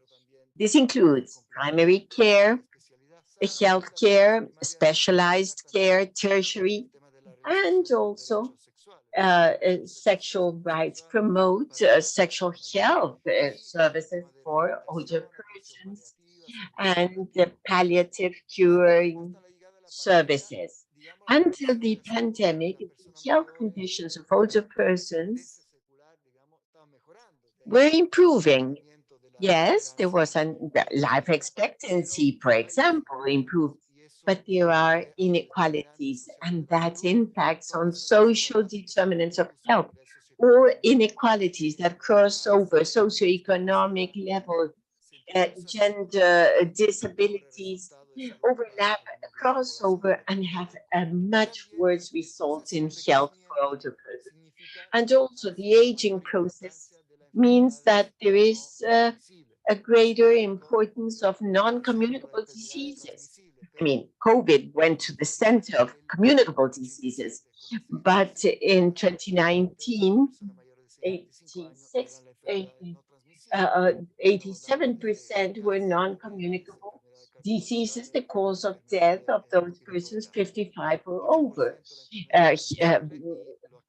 Respiratory diseases, 8% communicable diseases, and accidents, 4%. So on the graph on the left, when increasing from 60 to 74, there is an increase in mortality due to non-communicable diseases. And what it shows is that it's higher at 75 and 79, the percentage of communicable diseases for women as compared to men. And on the right, what we are showing are for different countries, the probability that a 30-year-old person will die at once being 70 years because of one of those four non-communicable diseases, for example, diabetes, cancer, cardiovascular, and there are countries where the probability is 30% or over, like Guyana. And also, this aging process can be crossed over with disabilities. For example, in the region, we have 85 million persons with disabilities. And the graph there shows by age group what are the main causes of that disability. And in all groups, you have diabetes mellitus, Alzheimer, another dementia, and also what falls when people fall.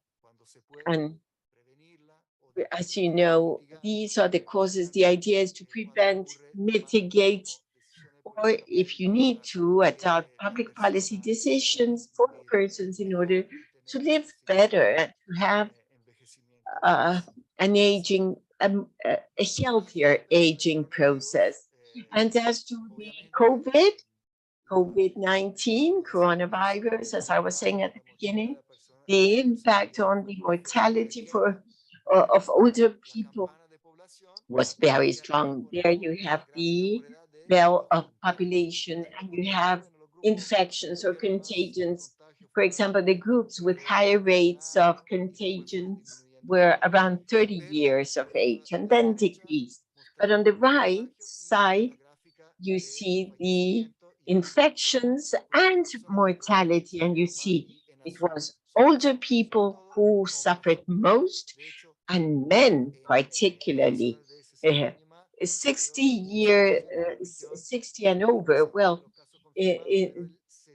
71% of deaths were of those 60 and over, and men account for 59%. Fortunately, we got the vaccines, although at the beginning there were some issues and difficulties to acquire the vaccines as there was no production here. But WHO has called and has said that at least in June of this year, 70% of the population had to complete the immunization scheme. And there are many countries that have reached that level and exceeded that level in October. Many countries have not uh, gotten to that level. For example, Haiti, only 2% of the population has been immunized. So in national reports, there is a report on the pandemic, but also promotion of policies, progress in access to health services, strengthening of those services, strategies, policies, programs, expansion of hospital infrastructure, and new health laws. What we need to make more or to move forward is to have a more inclusive perspective.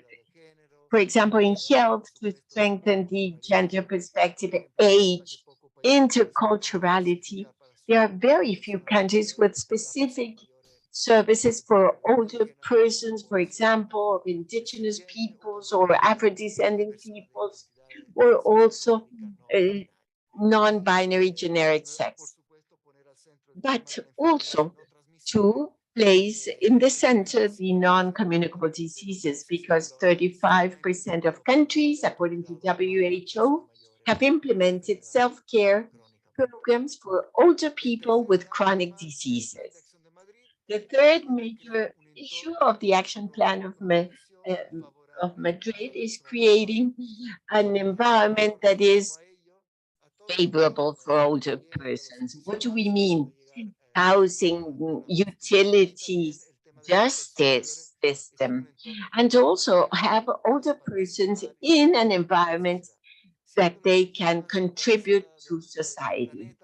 Being the most urbanized population of the planet, the people of the Caribbean, 80% live in urban areas, and therefore all uh, uh, the services need to be promoted. Subsidies, for example, have been implemented for better housing, for building, uh, standards, construction, um,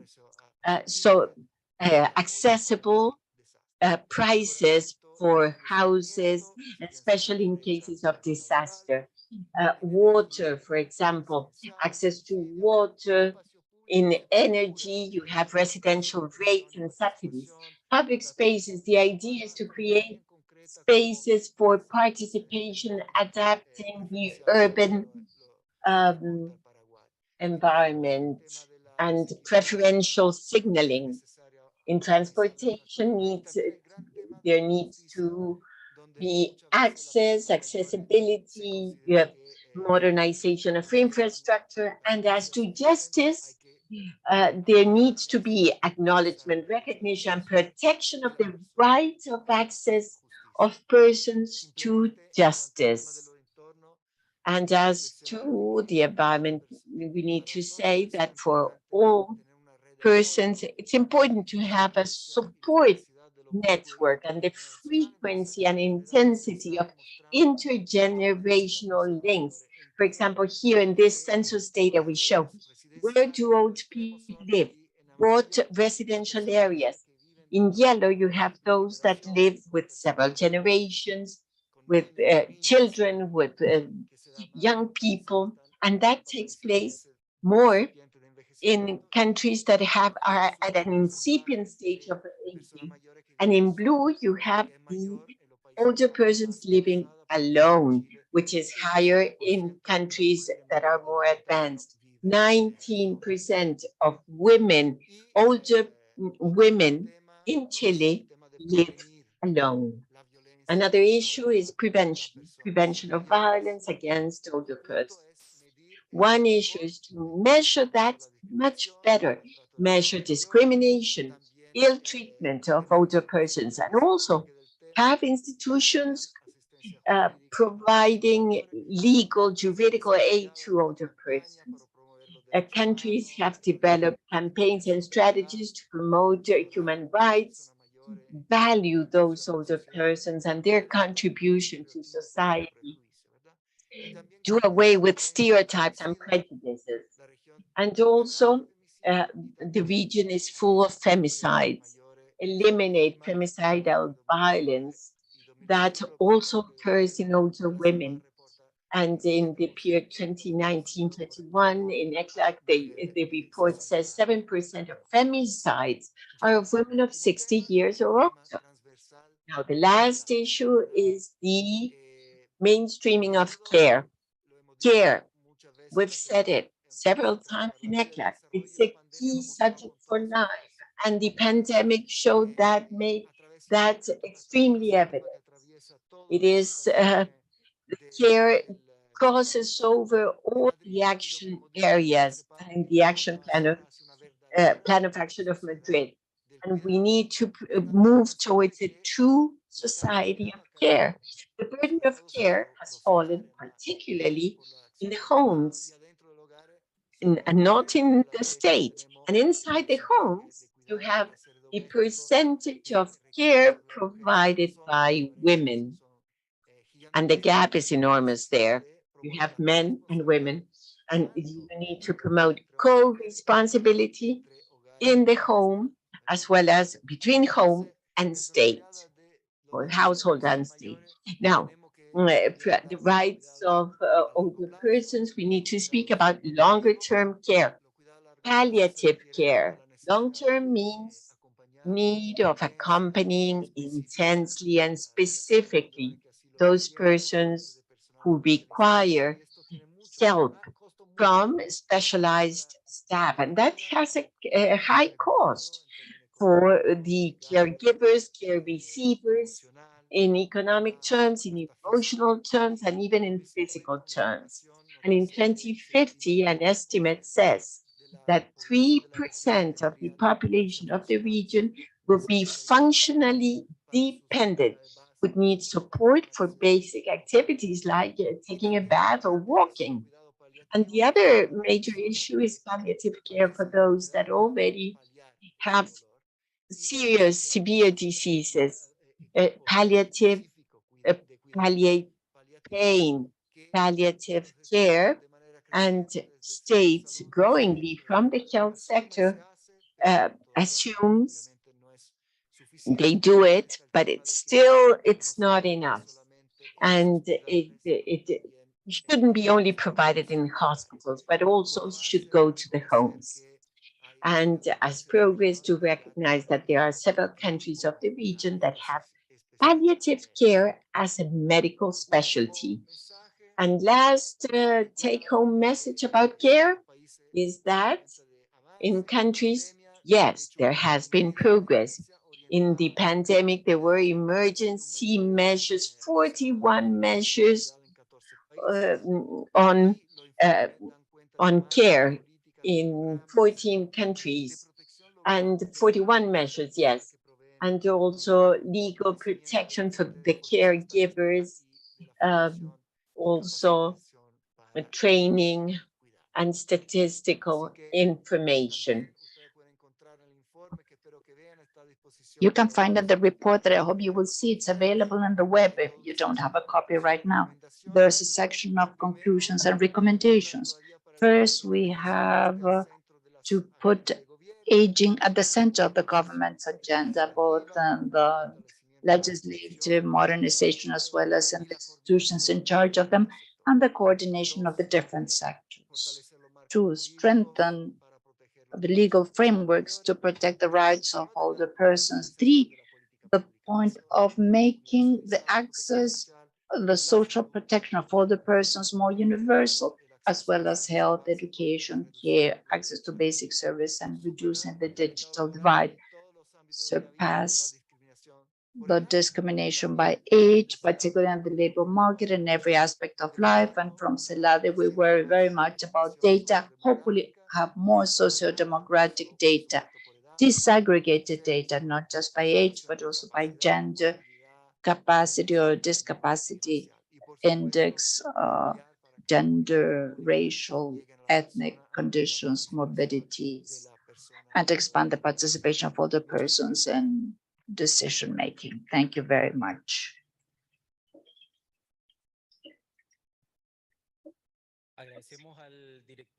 We want to thank the director of CELADE Populations Division of ECLAC, Simone Cecchini, for the presentation and for the work in this very impressive document that allows us to have a snapshot diagnosis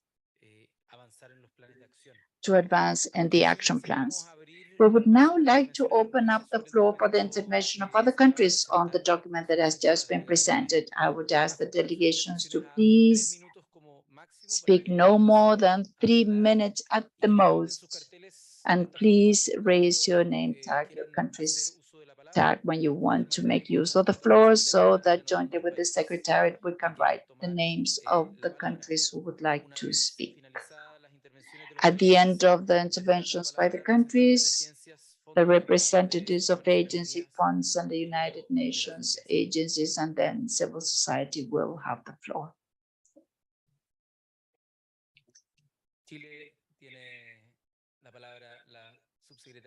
Chile has the floor, and the Secretary Francisca Perales. 3 minutes. Good afternoon, everyone. I'd like to greet all the representatives from the different delegations who are present today, all our special guests and experts who have traveled to our country to participate from this conference.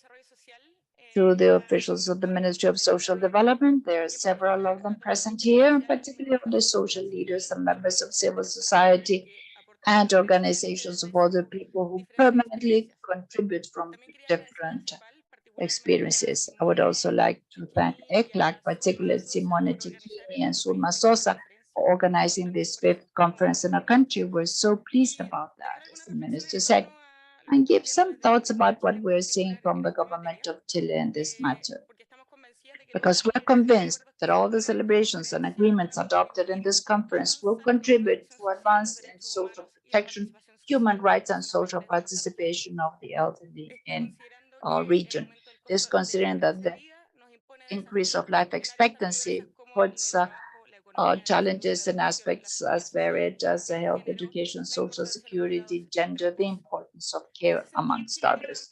So Chile has a broad trajectory in terms of the challenges of population aging. The responses that had basically assistentialist focus until today, where we have to switch to a focus of rights. The Madrid International Action Plan gave rise to a regional strategy for the implementation of this plan, which led to the creation of the specialized service in aging, which is called SENAMA, and also to the ratification of the Inter-American Convention on the Protection of Human Rights of Older Persons. So, from the trajectory Chile has had, one thing deals with the creation of institutionality, but there's different progresses. For example, legislative terms 2760 typify the abuse of the elderly, and according to the situation of older people, also persons with a disability and caregivers. In tax issues, we've had a reduction of a property tax for older persons of lower income. As Minister Jackson said, we have an uncontributed pension called the Universal Guaranteed Pension, which is paid to persons over 65 who meet certain requirements.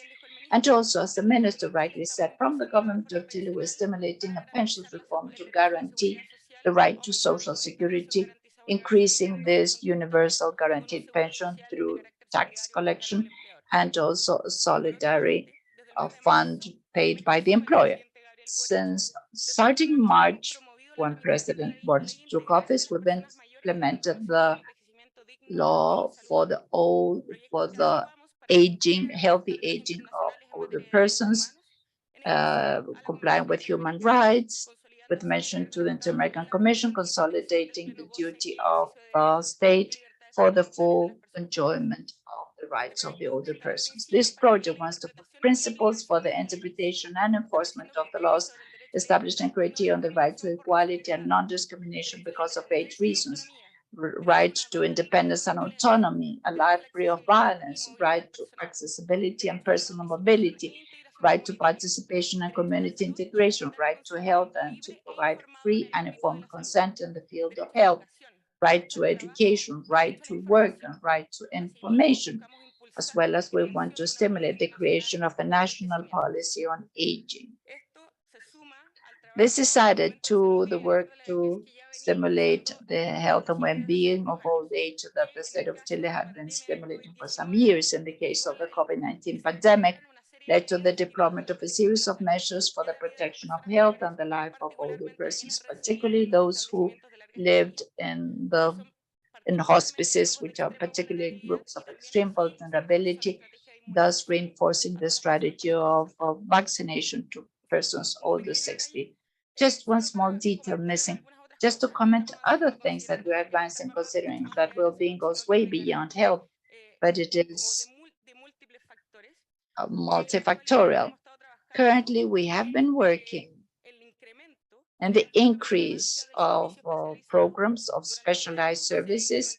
During this year, we increased 15% of the budget of the community day centers and also increased the budget to generate a network of hospices, of public hospices in the country, precisely because we need to work in the objective of maintaining the levels of function, particularly in the daycare centers of the elderly, through different activities with the support of professionals, maintaining the persons in their own homes. Finally, I would like to say that on account of the regional discussion on the society of care, which is something that has been said here, and we from the ministry were part of the 15th conference organized by ECLAC as well in Buenos Aires.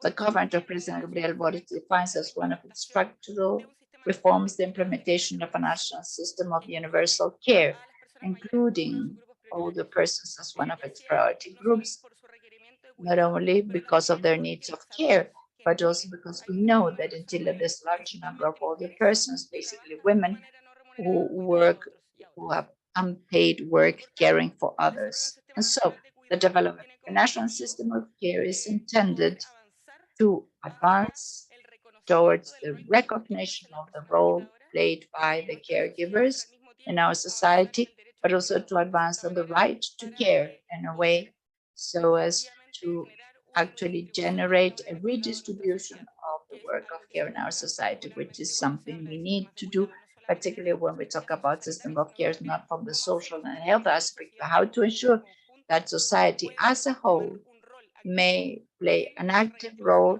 in that redistribution of care.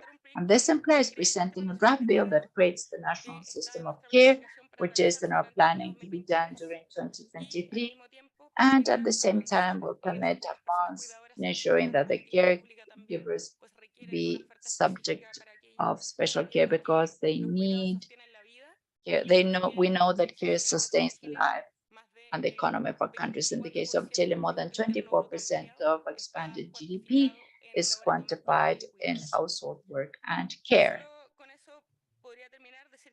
I could end by saying that the commitment of the government of Chile aims to face the path that we have tread since the government was inaugurated March 11 in terms of guaranteeing rights through all the life cycle, and particularly with the older persons, continue to advance in the right to age with dignity in the broadest possible sense, with the right to participate and to have a bearing in society, regardless of our age and life experiences. Thank you very much to everyone.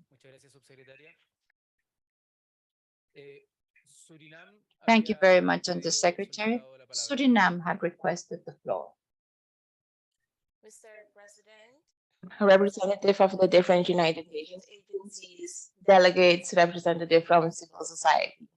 I would like to take the opportunity to congratulate Chile on taking on the role of presidency and wish them the best of success in fulfilling this role. Mr. President, the aging Surinamese population is slowly increasing. With this trend, senior citizens will become the largest group of the population. The last population census conducted in 2012 showed an increase of 29.2% of persons who are 60 years or older compared to the census of 2004, which make this age group the fastest growing group. According to the demographic data for 2021, older persons constitute 12.3% of the population. With this growth, Suriname is classified in the group of countries in a stage of moderate to advanced aging. According to population projections, the group of persons over 60 will increase to 24% by 2050. We emphasize the primary responsibility of the government in promoting, providing, and ensuring access to basic social services, bearing in mind the specific needs of older persons. To this end, as of March 2022, the government had decided to give senior citizens who only have to get by with the general old age provisions or who receive a low pension an additional benefit over a period of 1 year. The general old age provision is paid monthly to more than 70,000 senior citizens. As of March, the general old age pension was increased by 25%. These measures are part of the recovery plan. The elderly in Suriname also have access to free basic healthcare services. Anyone with a Surinamese nationality in the age group over 60 is exempt from paying the premium. These government efforts are under great pressure as a result of the COVID-19 pandemic, the ongoing international crisis due to the war, and the rising depreciation of the Surinamese currency.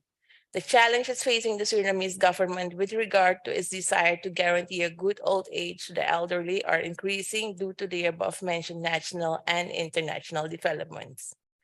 In view of the expected increase in the number of people over 60, the Surinamese government has emphasized in the National Development Plan that the voice of the elderly should be included in socio-economic structure and development of the country because of the special needs related to aging. The expectations of older persons and the economic needs of society demand that older persons be able to participate in the economic, political, social, and cultural life of their societies. Older persons should have the opportunity to work for as long as they wish and are able to. In satisfying and productive work, continue to have access to education and training programs. The empowerment of older persons and the promotion of their full participation are essential elements of active aging. With this in mind, the government of Suriname paid special attention to the aging population in the formulation of the National Population Policy 2021-2040 and aims to establish and implement a comprehensive, people-oriented, and rights-based national policy for the aging population, promoting individual, physical, and mental well-being, and ensuring their economic, social, and health security, guaranteeing that they are not living below the poverty line. We emphasize the important role of civil society organizations who work tirelessly to ensure that the rights of older people are respected and that their needs are met. We also emphasize the importance of international research on aging and age-related issues as an important instrument for the formulation of policies on aging based on reliable and harmonized indicators developed by inter alia national and international statistical organizations. The government of Suriname expresses its sincere acknowledgement to our partners within the UN system who continuously support us in the process of achieving sustainable development. Going forward, our government will continue to work on further implementation of the 2030 Agenda for Sustainable Development and a moderate international plan of action on aging. In closing, we reaffirm the commitment to strengthen the rule of law and promote gender equality, as well as to promote and protect human rights and fundamental freedoms, including the right to development. We commit ourselves to eliminate all forms of discrimination, including age discrimination. We also recognize that persons as they age should enjoy a life of fulfillment, health, security, and active participation in the economic, social, cultural, and political life of their societies. We are determined to enhance the recognition of the dignity of older persons to eliminate all forms of neglect, abuse, and violence. We would like to reiterate that it is critical that we continue in the spirit of the ICPD and therefore strongly reaffirm our political will to the objectives of the Program of Action of the ICPD, the Madrid International Plan of Action on Aging, and their follow-ups. I thank you. Muchas gracias. Muchas gracias a la delegada de Surinam. Recordar, para no presionar por el tiempo, que luego de la presentación de dos informes, tendremos el espacio para que los países y los delegados y delegadas puedan presentar sus informes nacionales. La idea de este espacio que quisimos dar era para ver si es que habían consultas o comentarios sobre la presentación que había hecho Simone. Por lo tanto, no importa si es que han hecho en esta pasada sus intervenciones respecto a los informes nacionales, solo que no quería cortarles los tiempos para que después van a tener más tiempo que los 3 minutos para hacer los informes nacionales, los delegados o delegadas que quisieran exponerlos. Tengo la palabra del delegado de Costa Rica. 3 minutos, por favor. Bueno, un saludo cordial al presidente de la mesa y los que le acompañan, al señor Simón, extraordinaria presentación. Y pues yo cuando en Costa Rica vemos información tan valiosa, y ese es el mensaje, puesto que en Costa Rica tiene como su corazón del tema envejecimiento la misma presidencia. Casual, yo represento al presidente de la República en esta mesa. Y quisiera manifestar que tener información tan valiosa siempre genera efectos positivos de sensibilización a actores que todavía no están convencidos y actores que van en proceso. Costa Rica ha ido desarrollando progresivamente acciones que más tarde podré irles contando, pero quisiera decirles que cuando toca visitar a los miembros de Asamblea Legislativa con información tan completa, la historia cambia. Y eso es lo que está ocurriendo con este su documento, que ya teníamos información previa, y con lo que a futuro sé que va a ser muy positivo. Entonces, desde Costa Rica, quiero extender esta felicitación a quien ha dirigido esta información tan valiosa, a los que la hacen posible, porque son los mismos países los que van generando ese efecto dominó, ese efecto de antojo de hacer mejores prácticas. Y yo creo que este es el camino que nos toca seguir realizando, que nadie se quede atrás, por supuesto, pero también pensamos en adelante cuáles serán las mejores acciones. Desde Costa Rica, dejo mi mensaje final. Queremos acompañar a Chile en este proceso de estos próximos años. Queda ahí la mención del deseo. Así que felicidades. Muchas gracias al delegado de Costa Rica. Tenemos From también Costa Rica. la de Guyana bajo la... Ya, ok. Luego, Now, we will... Colombia has the floor. The delegate from Colombia has it. Thank you. Good afternoon, everyone. And thank you for this invitation to the 5th Regional Intergovernmental Conference on Aging and the Rights of Older Persons in Latin America and the Caribbean. A special greeting from our President, Gustavo Petro Rego, from the Minister of Health, Dr. Carolina Corcho, who have requested that I officially be present at this event. I would simply like to share some of the challenges mentioned by my predecessors and also some contributions as from Colombia in terms of how we can make headway with rights, always placing older persons at the center of actions as right bearers, and that the state has to guarantee those rights. I believe that this is fundamental in the action plan, in the working plan, that at a regional and a national plan,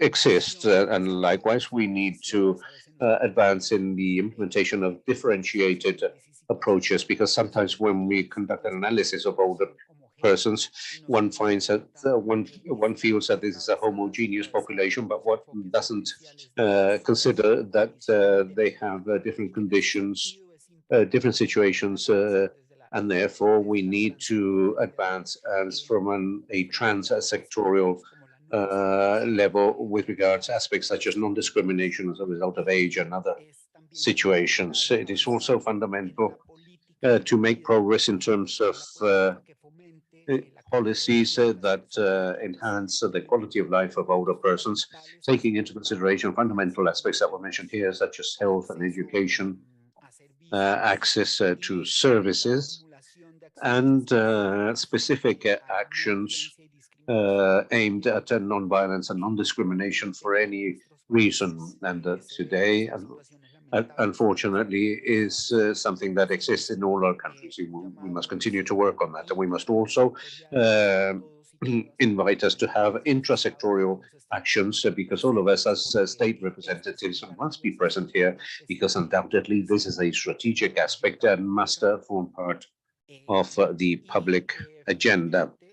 And finally, as from the government of Colombia, some reforms have been mentioned with this new administration, such as the taxation reform, and we are close to also submit a reform of the health system, which is a system that has caused us harm for many years. And of course, for older persons, that is a system that has promoted discrimination, and thus this reform must take into account a direct action aimed at older persons. And finally, as from Colombia, we would like to express our desire and interest of forming part of the presiding officers of this conference. Thank you very much. Thank you. We thank the delegate from Colombia. Para Rocío Ruiz de manera virtual. The floor has been asked by Rocío Ruiz, who will speak to us from Irapam, Mexico, from the National Institute of Older Persons in Mexico. And she will speak to us virtually. Rocío Ruiz, is there.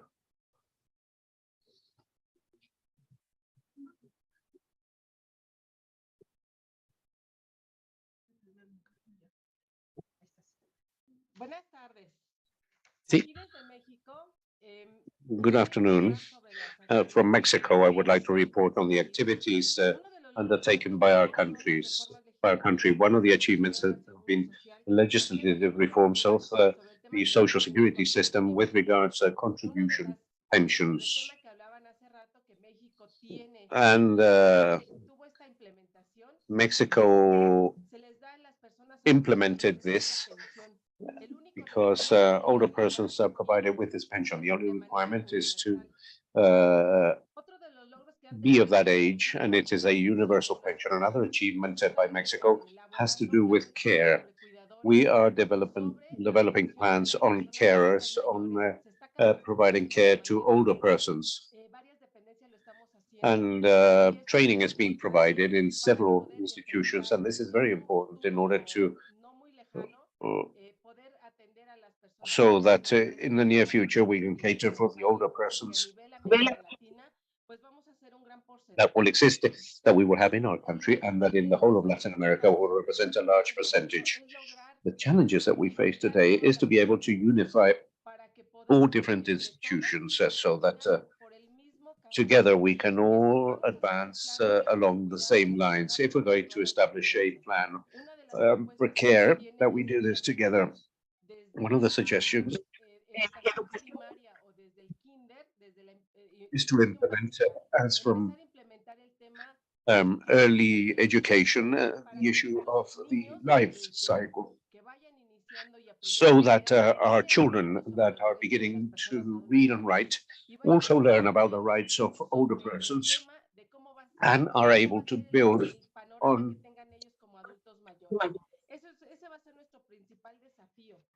their perspective as older persons. So that is our main challenge.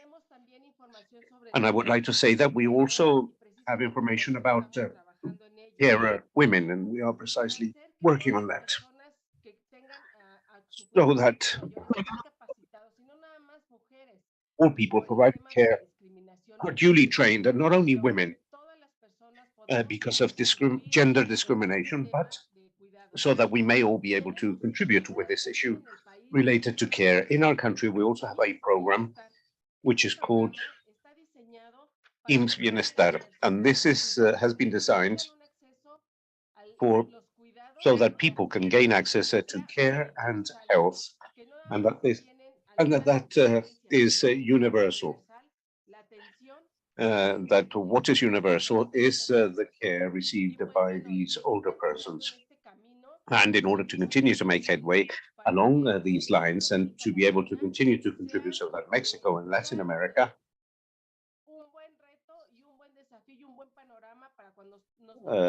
can have a positive situation when we become older persons. So that's all from me. Okay, we thank Rocio Ruiz. Now we recognize the delegate from Guatemala. Good afternoon, everyone. For Guatemala, it is a great honor to be present at this convention that focuses primarily on aging. And with regards to the report that was submitted, Guatemala is a young country. We have a percentage of around 8% of our population that are older persons. However, it is estimated that by 2050, this percentage will increase twofold. And perhaps in terms of the percentage of older persons, that is a small percentage, but we're concerned with aging because we are aware that pressure will be exerted on social protection systems and primarily on social security systems, because the diseases, the illnesses of older persons are the most expensive ones to treat. Degenerative and chronic diseases, and because of the inefficiency of pensions, because we know that despite the fact that we don't have positive coverage in terms of pensions, our pensions are not very efficient in terms of catering for all the needs of our older persons. And what will happen then when we have twice as many older persons? That pressure on the public social security and social protection system will be far greater. We are concerned with that issue, and we believe that this meeting, both of countries and of academia, is very important so that we can find solutions to these issues, because we must also take into consideration the transformation of production forces. People that have a formal job today will probably lose it because production means will change, and therefore in the long term people may not be able to receive a pension, and therefore we will face the aging of our population and the deterioration of the way in which of the way in which jobs are undertaken. And we're here to contribute to you all. We thank the delegate from Guatemala and offer the floor to the delegate from Panama. Good afternoon, ladies and gentlemen. As from Panama, I would like to convey our warm greetings from our minister, Maria Inés Castillo, who for work reasons is not able to be present here, but I am here to represent the ministry. The older persons coordination that has undertaken at an interinstitutional level, the production of our country report that had not been presented by Panama for 10 years is a document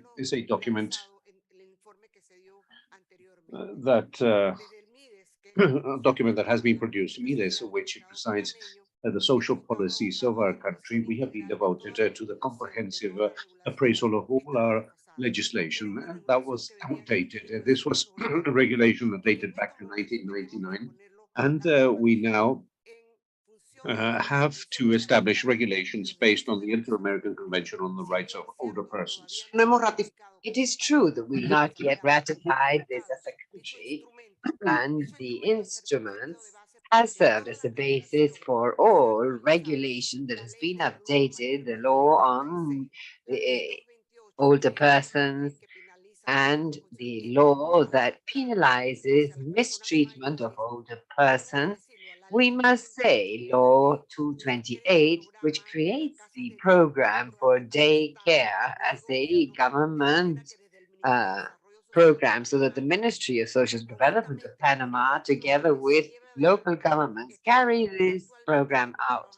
At the moment, we are working on two very relevant areas in the city of Panama, and whereby the start of next year, we will have the daycare centers as a model which may serve as a reference for local governments. We would also like to say that the four instruments that we will provide, together with a law reform of Law 36, that creates a National Institute for Older Persons, and that will have to be reviewed by the Chamber of Deputies next year. In the month of January, we have other four instruments that will help us to strengthen and work jointly with the academia in Panama. One is the plan for older persons that is already updated. The country report that we are handing over now, protocols for the care provided by these long stay units and others for caring for older persons so as to meet the quality standards at all levels of work for older persons who require institutional care. There's another program that provides support for all people over the age of 65, and now covering 122,312 persons, which totals 42.5 million dollars. And we must also say that as to local government, at the moment, Panama has been working on a care system, a model system, thanks to the support provided by the IDB. And that in the first quarter 2023, we will have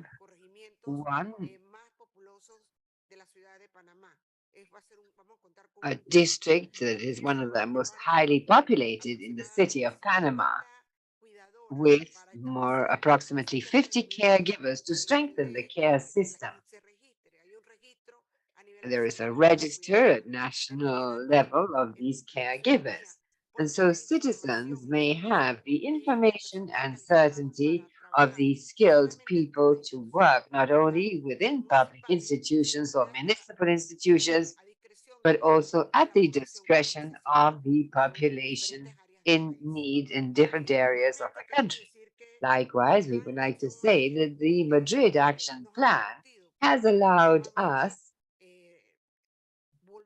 to return and strengthen our institutionality. We still have 18 months of the current government term, and we're hoping to have a strong institutions that will allow future governments to continue working with protocols and rules to avoid improvisation. We worked with the groups of the main stakeholders in the civil society, with the older persons, with NGOs working in this area of older persons, as well as strong organizations in our country, such as the Catholic Church, that has worked very closely with the Ministry of Social Development, drafting the social policy for older persons. Thank you very much. Thank you. I thank the delegate of Panama for her report. Cuba is now recognized. Yes, thank you, Chairman.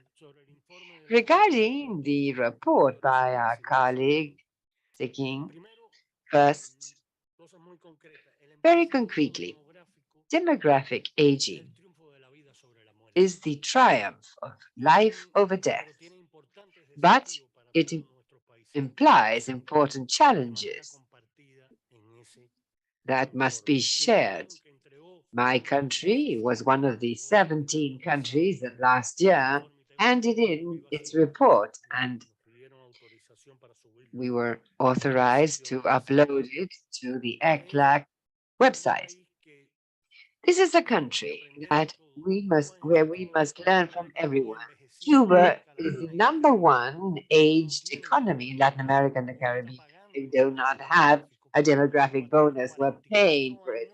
We have 44 years of generational replacement of below 2. And so therefore we are an aged country. And so aging for us is a priority right now.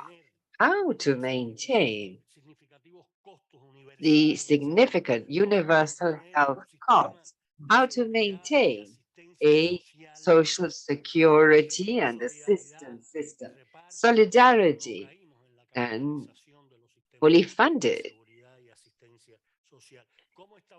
How to have a short, medium, and long-term care system and not leave that to just the families, but share it between families and state. A family that the days are each day smaller. That is why I wanted to offer these references on the relevance. Later on, I will provide the report of my country on what has just been informed with a regional report, because here we must all learn from each other. Because for us, the situation in Europe, and so I see it in my country, is not Europe and Asia. It has been said hundreds of years those countries took to be aged. We took far less time. We aged much quicker. And so, and based on this that you have said, the possibility to take the floor, Mr. President or Chairman, I believe that the success of this 5th Regional Intergovernmental Conference on Aging has to do with the sharing of experience and the report by the director of CELADE. That sums it up, but does not explain it. Thank you. I thank the delegate of Cuba, and we thank all the comments made by the various delegations to the document Aging in Latin America and the Caribbean, Inclusion and Rights of Older Persons. And now we will be seeing the activity reports for the period 2017-2022. And for this, we would like to invite Sulma Sosa, who is the coordinator of the Population and Development Area of the Latin American and Caribbean Demographic Center, LADE, Population Division of ECLAC, who will present the report of the Technical Secretariat. Thank you, Chairman. Good afternoon, and special greetings to everyone who are with us here today in person, as also online. Well, as I've been asked to do, I will share with you, and also I have a very short presentation. I will try to be very brief, and so allow space for the Minister of Paraguay, who will share further details on some of the activities that we've carried out within the framework of our role as the Technical Secretariat of this conference. In this regard, I'd like to mention that the actions by CELADE, the ECLAC Population Division, are in general guided by the ECLAC work plan with regard to population and development.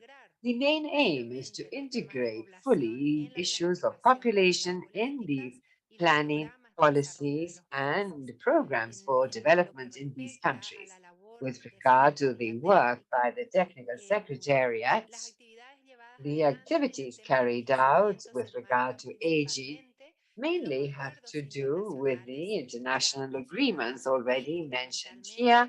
This is mainly the follow-up of the regional intergovernmental conference on aging and the rights of older persons.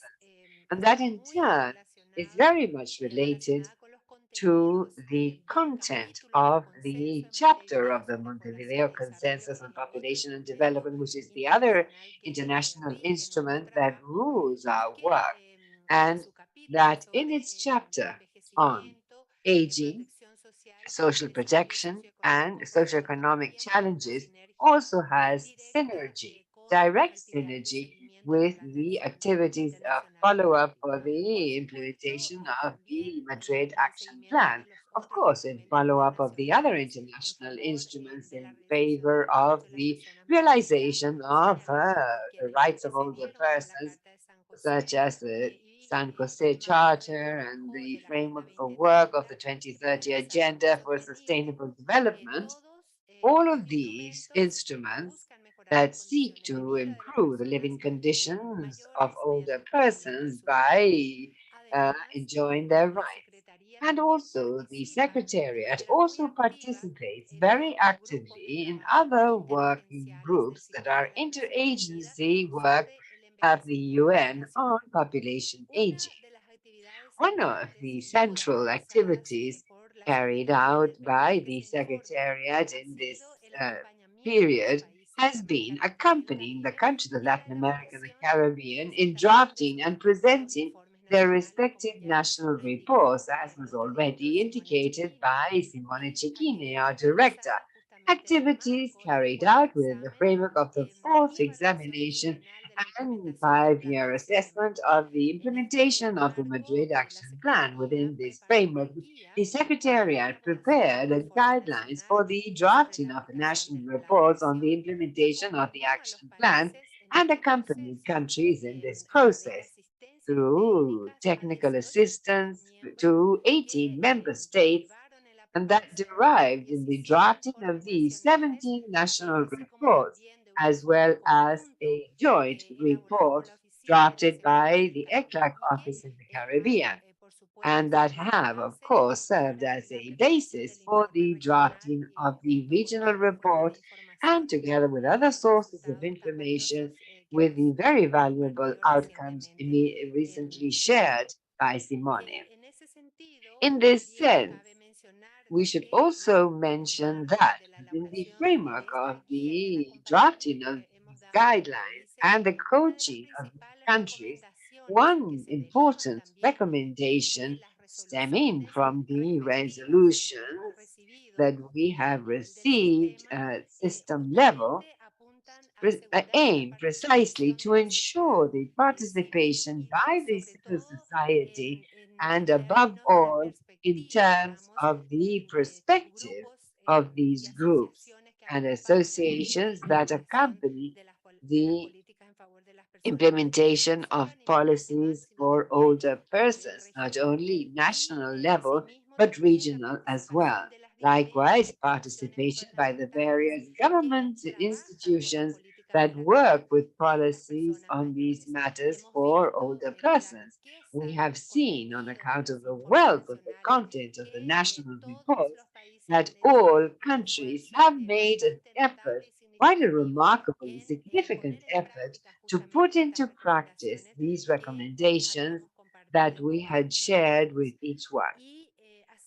And so, in terms of the preparatory activities for this fifth conference, last year the meeting was held online, and the aim was to present a preliminary proposal of content for the drafting of the regional report and also inform of the progress made and experiences in the drafting of these national reports on meeting the implementation of the Madrid Action Plan and the organizational aspects involved in the organization of the fifth regional intergovernmental conference. We enjoyed the mass participation by representatives of 18 governments, and also on that occasion, the government of Chile had offered to be part of the chair of this fifth conference. Within the framework of the implementation of joint activities that we conduct interagency, the technical secretariat actively participates with other interagency working groups on aging, like that coordinated by the Department of Social and Economic Affairs of the UN New York, that has the objective to collaborate with strengthening the inclusion of senior citizens within the system of the UN and agree with the regional committees the content of the report of the fourth cycle of appraisal of the action plan of Madrid that would be presented in ECOSOC in the session next year. Therefore, the work that we conduct regionally is shared within the global framework with these interagency working groups. Of course, in the decade of the UN for healthy aging, ECLAC collaborates and actively participates in working meetings of this interinstitutional partnership that is designed to leverage collective strengths of agencies, of UN agencies, in terms of improving complementarity among agencies, governments, civil society, and stakeholders in this international instrument that is completely aligned with axis number 2 of the international plan of action of Madrid.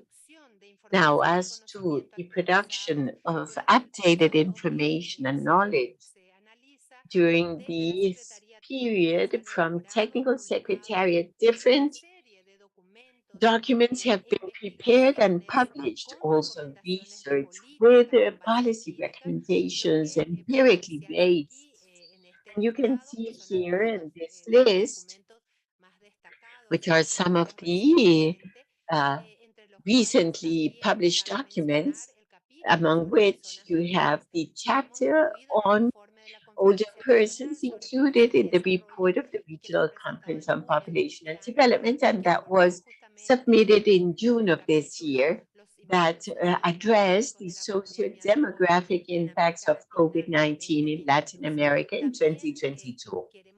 Also, we want to highlight another publication, which is an annual report, which is the Bulletin of Aging and Rights of Older Persons of Latin America and the Caribbean, and addressing the situation of human rights of older people, and at the same time exchanging experience and knowledge in public policies on aging and rights of persons in the region.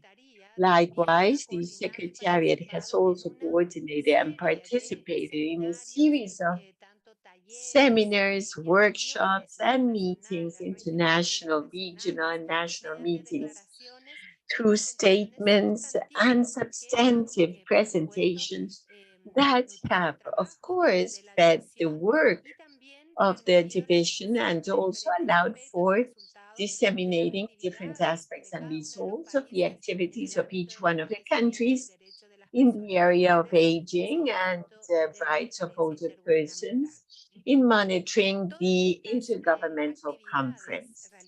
All of these activities conducted by the Secretariat have, on the one hand, strengthened the technical capacity of countries regarding the challenges posed by demographic change, as well as to analyze the progress made in compliance with regional agreements on the issue.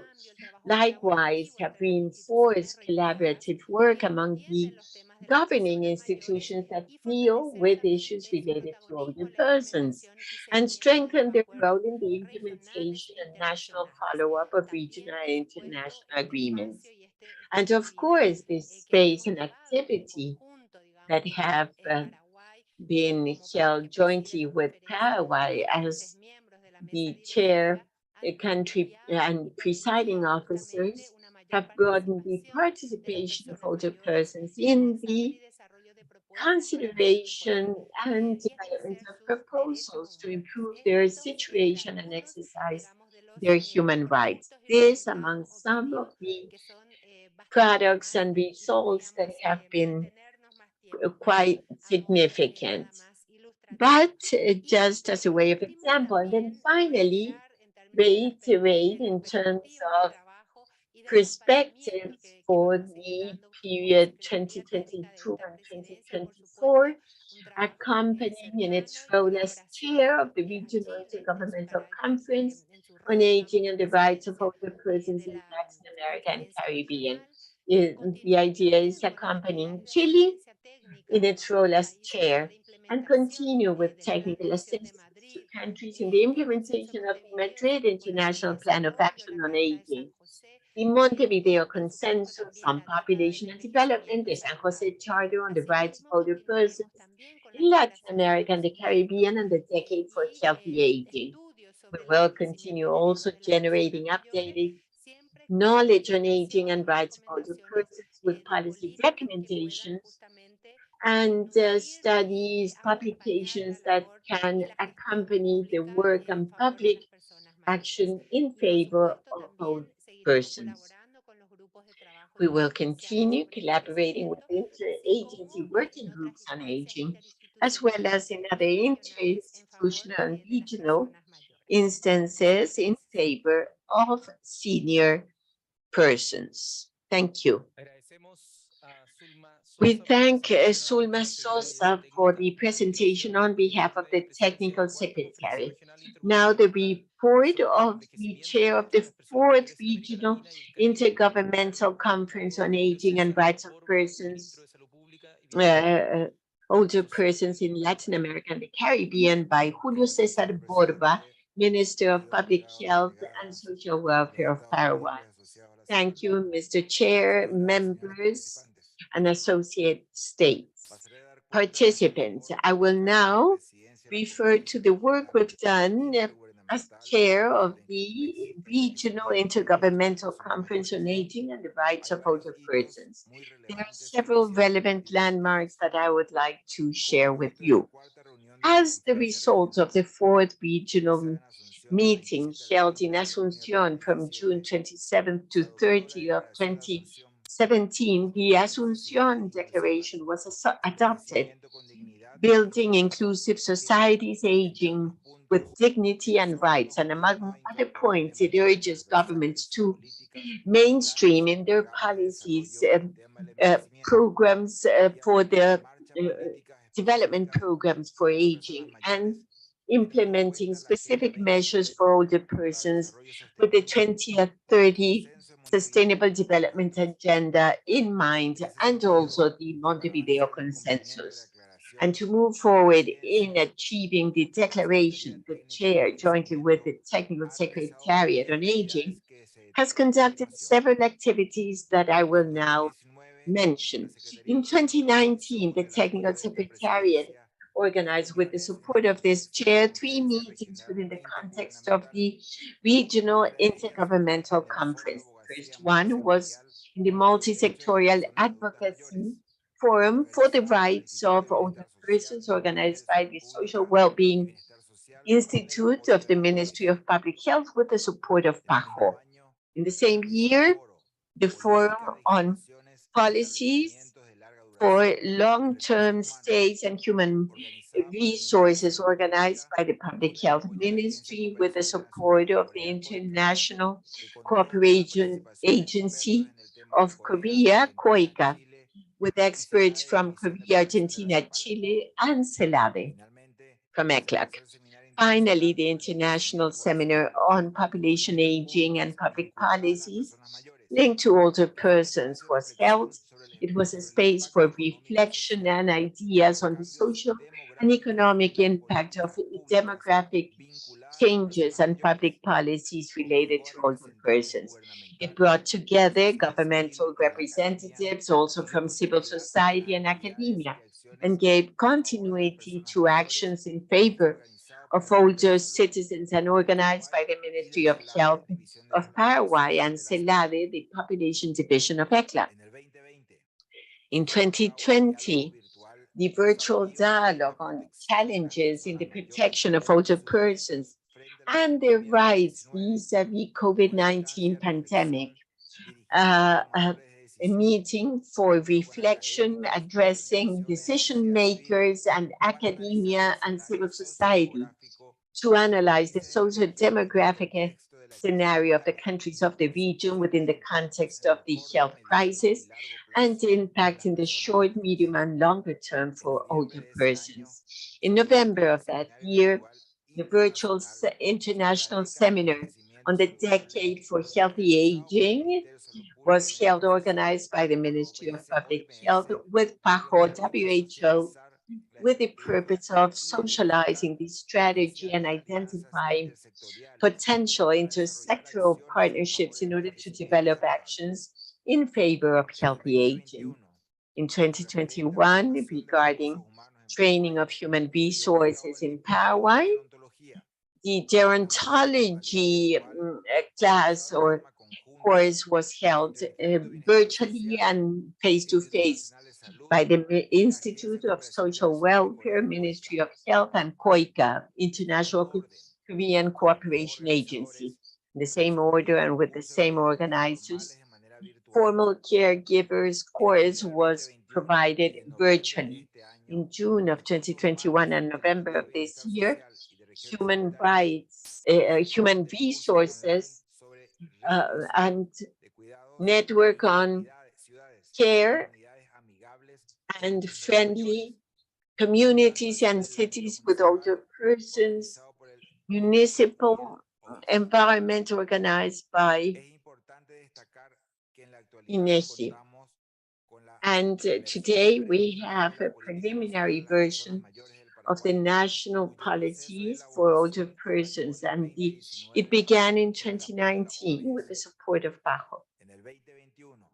In 2021, in the region, we started to organize for the fourth evaluation and appraisal of the Madrid International Plan of Action and preparation for 2023 that will be held in UN, whilst the regional meeting will be this year in 2022 within the 5th Regional Intergovernmental Conference on Aging and the Rights of Older Persons in Latin America and the Caribbean.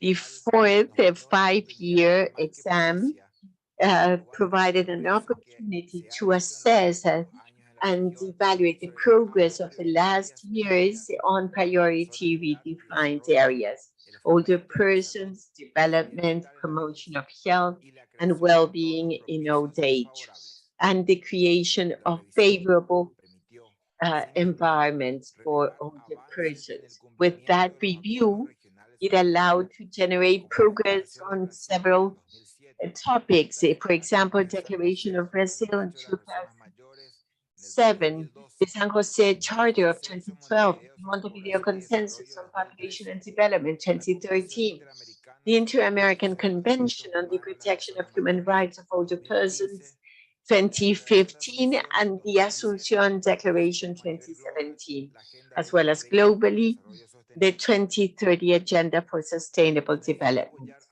In order to support Latin American and Caribbean countries in the preparation and presentation of national reports, ECLAC as Technical Secretariat in the Regional Intergovernmental Conference on Aging and Rights of Older Persons in Latin America and the Caribbean, prepared a guide for the preparation of the country reports on the implementation of the action plan of Madrid on aging, and provided guidelines, methodology, and content jointly with the suggested structure for the report. The information provided by government through the guide is the foundation for the preparation of the regional report that the ECLAC will present regionally and world instances in the fourth review and appraisal framework. The Technical Secretariat, jointly with this chair, invited member states to a virtual meeting on socializing the guide for the preparation of the country reports on the implementation of the International Action Plan of Madrid on Aging that was held on August 2021. It gave rise to the process of preparation of national reports on the implementation of the International Madrid Action Plan on Aging. para la elaboración de los informes for the elaboration of the country reports was to ensure the participation of the different government institutions involved in policies regarding older persons, as well as representatives from civil society. To this end, a meeting was held with organizations from civil society of older persons with the process of elaboration of the national reports that led to a regional report. Since September 2021, the Technical Secretariat of ECLAC has provided technical assistance to 19 countries of the region that have requested it for the design of the national technical reports, with the aim of facilitating the process of review and assessment at the national level. In that context, it has promoted through technical orientations the creation of interagency networks, strengthening the bonds among government agencies with universities, research centers, professional organizations, thus strengthening public and social action both in terms of policies as well as incidents in the participation of older persons. November 2021, the preparatory meeting for the 5th Intergovernmental Regional Conference on Aging and Rights of Older Persons in Latin America and the Caribbean was held with the purpose of presenting a preliminary proposal of content for the preparation of the regional report in form of the progress in the preparation of the national reports on the compliance of the Madrid International Action Plan and referred to aspects relating to the 5th Intergovernmental Regional Conference on Aging and Rights of Older Persons. The delegates from countries representing 18 governments of the region, 12 from Latin America and 6 from the Caribbean, presented the progress and experiences in the process of design of the national reports within the 4th cycle of review and appraisal of the Madrid International Action Plan on Aging. During 2022, the Technical Secretariat has continued to conduct different activities for the preparation of the 5th Intergovernmental Conference on Aging and Rights of Older Persons. Amongst them, we highlight the virtual information meeting of the focal points on aging on the preparation of the 5th Regional Intergovernmental Conference on Aging held October 6th, aiming to inform about the date and modality of the meeting, the main topics to be approached in it, and comment how the participation of the country delegations and civil society working with older persons will be planned. More than 100 persons participated from 23 countries from the region. Afterwards, October 18, there was the first virtual informative meeting with civil society of older persons, whose objective was to inform the date and modality of the meeting, the main topics to be approached in it, and to comment how the participation of civil society of older persons is planned for the conference. A couple of weeks ago, December 3, there was a second virtual meeting, informative meeting with civil society of older persons with the aim of reinforcing information on the 5th conference. All these activities permitted strengthening the technical capacity of the countries relating the aspects that demographic change leads for the 2030 agenda, reinforce the joint work and the exchange of experiences amongst the governing agencies seeing issues of the elderly, and strengthen its protagonism and follow up with the 2030 agenda, expand the participation of the elderly in the review and assessment, and to exercise the human rights. It's important to highlight that we need to continue to strengthen collaborative work and also coordinated work, because the persons in our region, the elderly persons, need it, they deserve it, and they should not be left behind.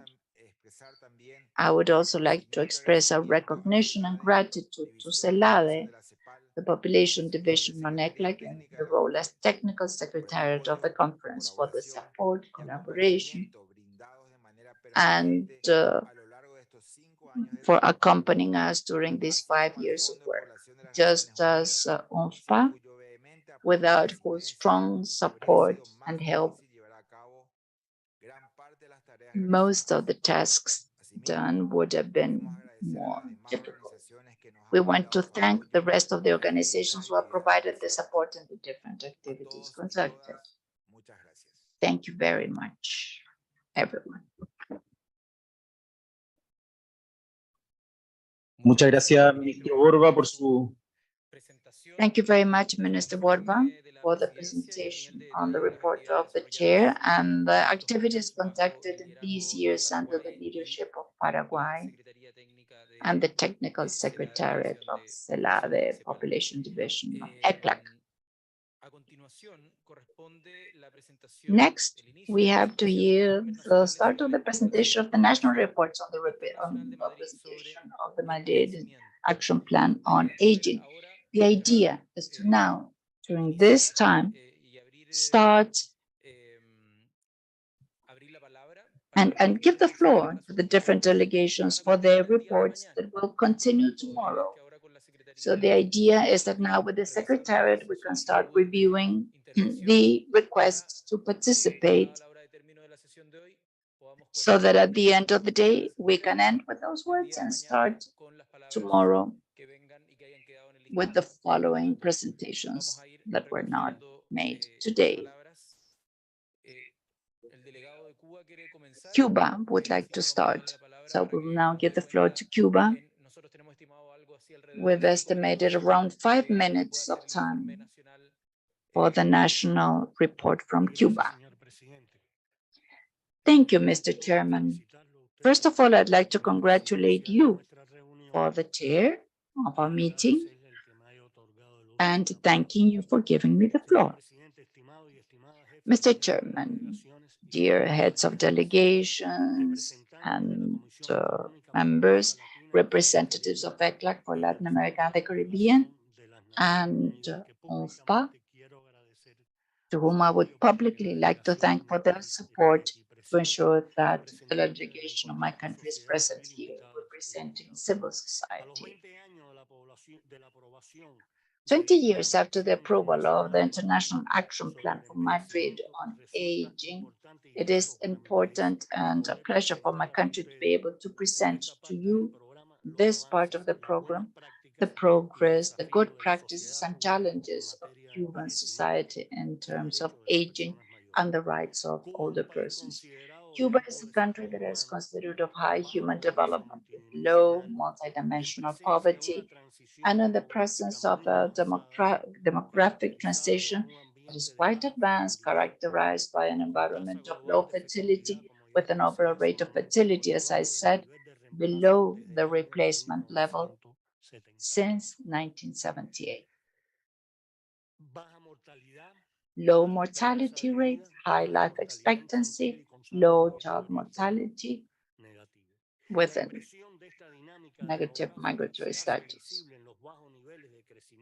The low growth is seen in the low growth of its population, growth that even in the past years has been negative. And there are more deaths than births and a reduction of the size of the population. This phenomenon is possibly novel in the region of Latin America and the Caribbean. The reduction of mortality and the greater longevity of the population constitute major achievements in terms of health. Mortality is characterized by a progressive shift of deaths during childhood and adolescence towards older ages and very old ages, with giving a change in the epidemiological pattern where we have a prevalence of degenerative chronic disorders and so a greater presence of functional limitations in the population. At the end of 2021, persons 60 and older accounted for 21.6% of the population of my country, It is expected that by 2030, that proportion will be greater than 30%, that is 1/3 of the population. By 2030, which in demographic and economic and social terms is very soon.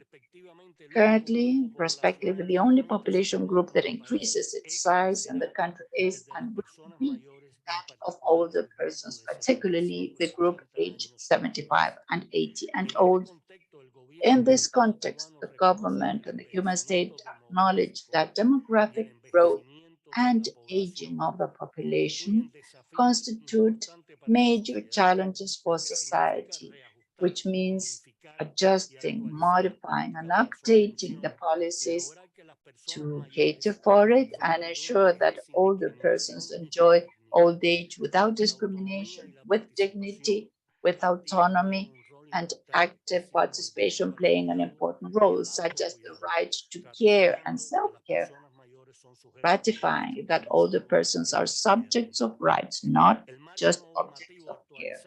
The regulatory framework, updated according to the needs of Cuban society, takes from the Constitution of the Republic the fundamental human rights for all the persons, from the principles of equality and non-discrimination and universality. In particular, the Code of Families approved in September 2022 through a popular referendum adjusted to the mandate of the Constitution is considered as a modern, inclusive, and novel legal instrument.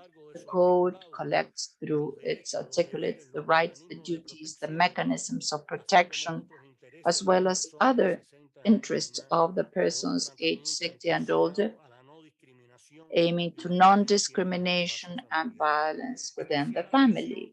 Special care is received by the care and the caregivers. There's also an explicit recognition to the rights of the grandparents and to the role played in the intergenerational transmission of traditions, culture, education, values, and affection. Since the decade of the 70s of the last century, we've been providing care to the demographics dynamic in my country. Aspect is present in the guiding documents of social and political instruments that provide care in Cuba. This meeting presented by the Prime Minister takes care of the demographic dynamics approved in 2006. One of the four fundamental objectives of that policy is to cater to the growing needs of the growing population aged 60 and older, as well as to increase the participation of the elderly in the economic, political, and social tasks. This commission has 7 subcommissions, which refer to the focus of rights, gender, life cycle, intersectionality, interculturality, and environmental, amongst them 3 that are specifically targeted to aging, to the system of care, and to the productive and technological responses to the aging of the population. Right now, in the Cuban Congress, the Prime Minister is presenting an update of this policy. Precisely today, it's Tuesday the 13th. It's the day of superstition. So the design and implementation of the different policies that form part of it, we have a solid national statistics system on the base of ongoing statistics which are obtained from administrative records, population census, and household surveys.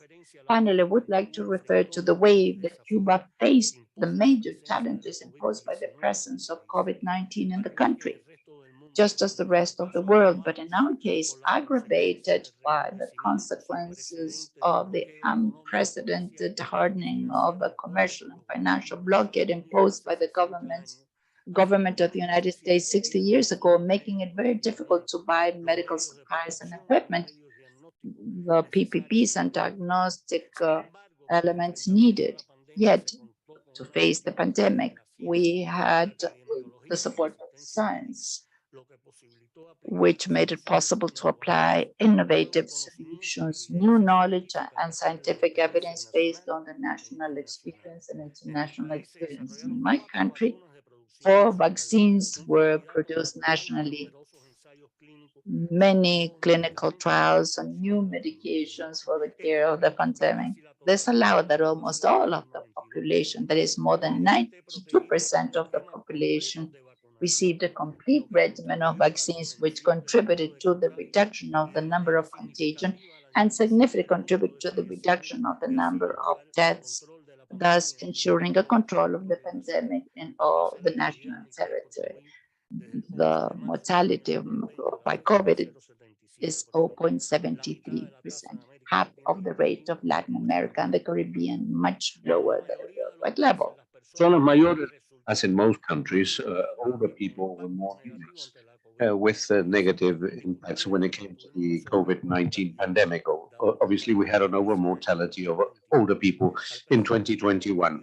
And when we presented the mobility result related to degenerative diseases, despite the fact that new medicines were developed to cater for COVID-19 on the priority given to this age group when it came to health prevention, that enabled us to mitigate the effects of the pandemic on our older persons. And in 2022, we began the recovery. In order to conclude my presentation, I would like to ratify to this conference the chair and its member states and ECLAC as a technical secretariat and its demographic center, and also the UNFPA, the commitment of the Cuban commitment with the implementation of the International Madrid Action Plan on Aging, the Montevideo Consensus, and the 2030 Agenda for Sustainable Development, and to convey and to support the work of that conference. Thank you very much.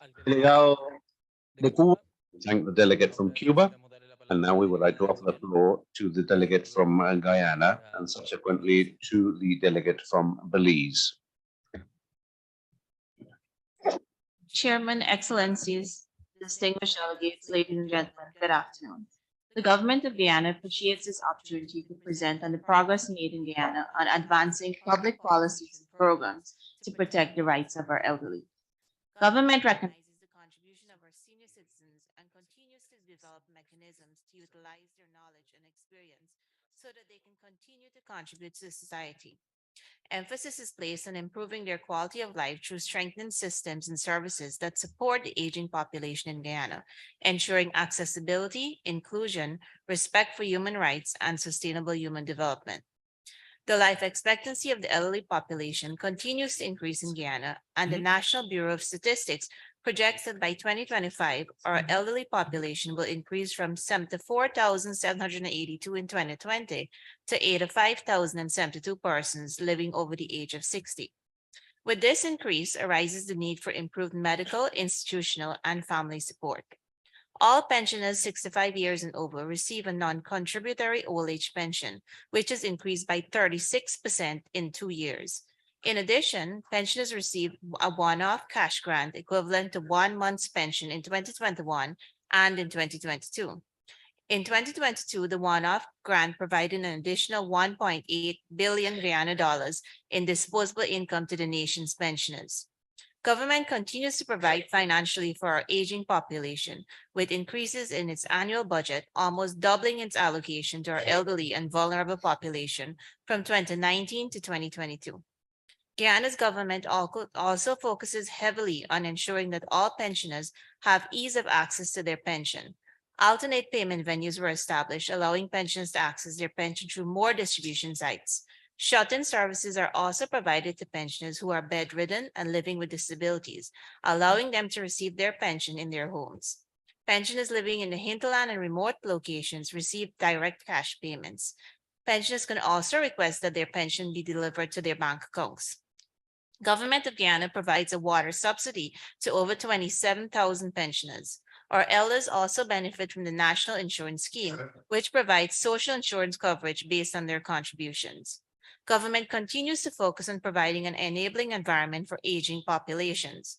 The Ministry of Human Services launched its WIN initiative, Women's Innovation and Investment Network, to provide free training to women and girls, moving them to financially independent states. This program has no age barrier nor academic prerequisites.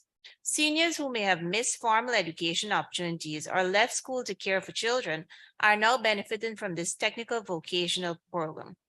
WIN has provided an avenue for them to start micro enterprises and entrepreneurial ventures, including in the care economy. This initiative, which has trained over 7,000 persons, includes an elderly care program aimed at increasing trained human resources to provide home-based and state care opportunities for the aging population. A special hotline for domestic violence, child care, and elderly abuse was established, and several awareness campaigns were launched throughout the country to address neglect, abuse, or violence against elders. In Guyana, we also have a state-owned institution which provides free shelter and care for pensioners. An elderly home visiting committee has the mandate to consistently monitor all elderly residential facilities, ensuring that they comply with the minimum standards for elderly residential facilities. This year, the Century Club for our elders 100 years and beyond was launched, providing them with free care packages, including groceries, health checkups, care and grooming, support aids, and vitamins. The National Commission on Elderly, a statutory body, is mandated to develop recommendations and strategies to improve the well-being and welfare of our elderly population. Guyana, like all other countries, has been negatively impacted by the COVID-19 pandemic. The government of Guyana proactively ensured that the priority vaccination of our elderly population across the country. Early in 2022, of persons 60 years and older, more than 83% have had their first dose. More than 73% are fully vaccinated and 21% have had a booster. The government of Guyana is determined to accelerate the development of our nation, providing first-class healthcare, school systems, and an enabling environment for all our people, with the implementation of policies and programs aimed at ensuring that all Guyanese are afforded a better quality of life. As such, it is with great pride that we reaffirm our country's commitment to the promotion, protection, and respect of human rights, dignity, and fundamental freedoms of all older persons, and we thank the government of Chile and ECLAC for hosting such an important conference. We look forward to learning from all other delegates as we collectively work to identify key actions to protect the rights of the elderly. I thank you. Muchas gracias a la delegada de Guyana. Tenemos ahora 2 palabras solicitadas para el día de hoy, con las que probablemente finalicemos la jornada de hoy para continuar mañana en la mañana. Tenemos a Belice y a Bolivia. Good evening. Warm welcome from Belize, our Minister de Rolos Balderas Garcia, and our CEO, Tanya Santos, who was unable to join us. But it's definitely a blessing for me to be here along with my colleague, Ms. Ishel Pot from the National Council on Aging. We want to express our thank you to ECLAC who invited us here and UNFPA who also supported with us being here. Belize intervention and implementation of the Nigeria Action Plan of Aging. In 2022, Belize's cabinet voted to adopt the Belize National Policy for Older Persons. This policy document was developed using the key international documents and a situation analysis of older persons. Since its adoption, Belize has strived to develop key interventions for the promotion and protection on the rights of older persons. This has included the establishment of a National Council on Aging in 2003, present year, launch of the non-contributory pension in 2003, and recently in 2021, the appointment of a disability desk coordinator within the Ministry of Human Development, Families, and Indigenous People Affairs. The mandate of the desk is to promote inclusion, empowerment, and access for all persons living with disability and their families. In 2018, the National Council on Aging hosted an aging conference with focus on financial planning for retirement. In areas of access, Belize has established priority service in banks and key utility companies offering senior citizen discounts for ease of accessibility. Recently, phased priority seating was introduced in public transportation. Increased visibility for older persons and access to public spaces and transportation create a foundation for the continued inclusion and contribution of older persons in Belize society. Targeted investments has been made in building the capacity of professionals in the social sector working with older persons, with the completion of the first cohort of professionals in human development, health, and civil sector, earning a certificate in care of older persons, a collaborative effort with the National Council on Aging and the University of the West Indies, which translate into improved case management responses for matters pertaining to older persons, care, protection, and advocacy support. As a part of the government's response, the Office of the Inspectorate of Social Services Institution continues to provide quality assurance of residential care facilities for older persons to ensure quality care and quality standards are upheld for older persons who otherwise cannot be maintained in their home.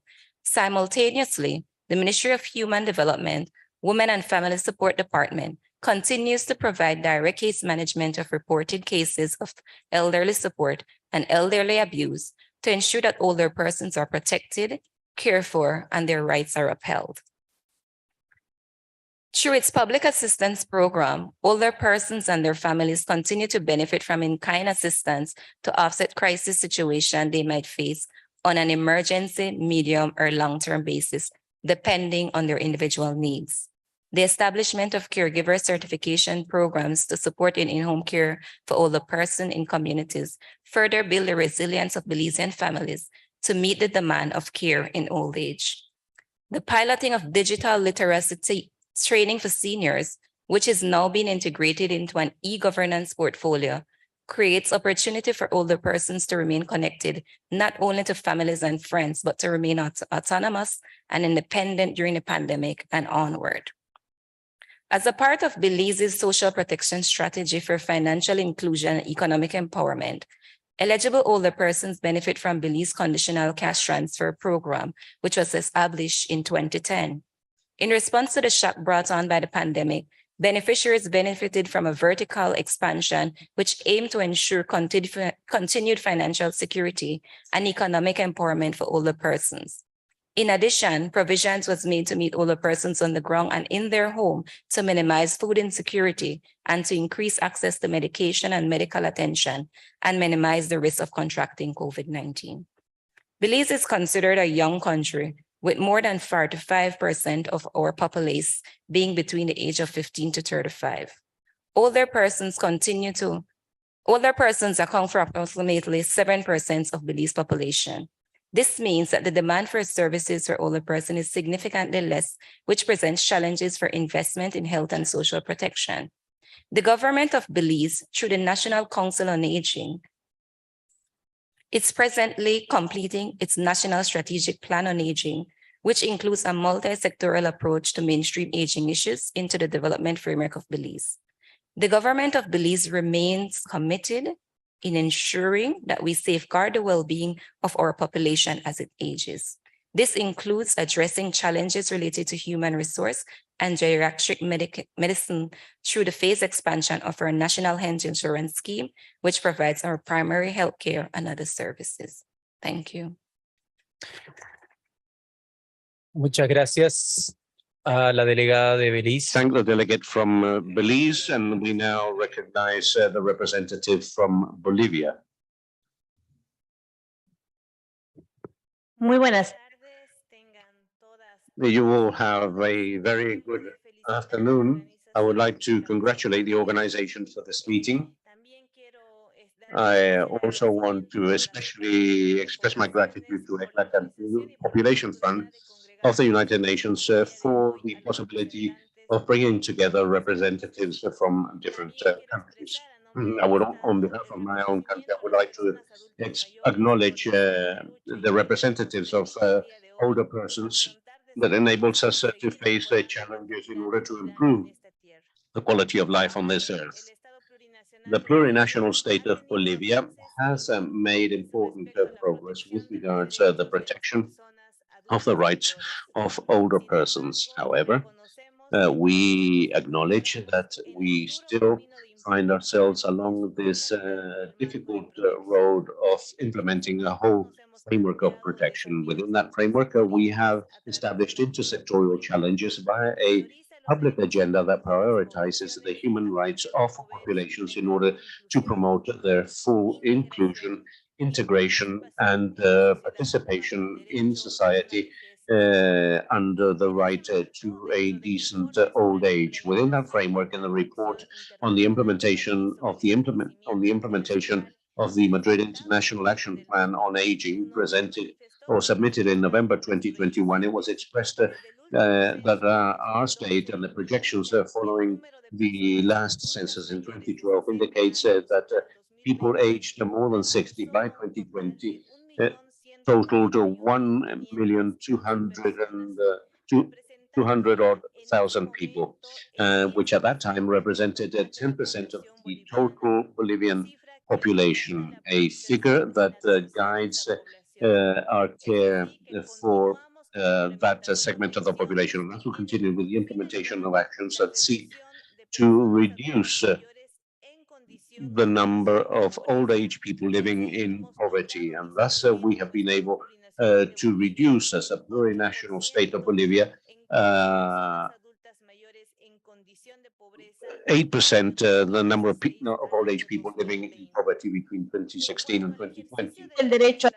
As to the right to social security, significant progress was made regarding the access to pension, contributory and non-contributory.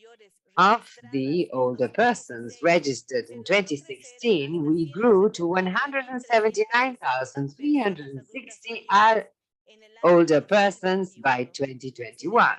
Nevertheless, here we recognize that there is still a gender gap in terms of access to pensions, since only 36% of women are covered, whereas 70% of male.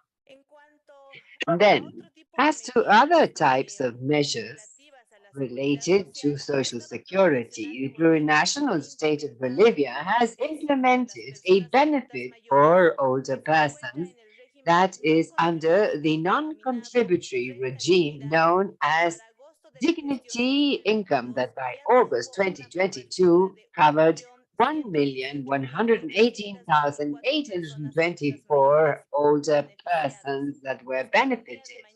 Tomorrow, I'm hoping to share with you the favorable outcomes of this policy of the plurinational state of Bolivia.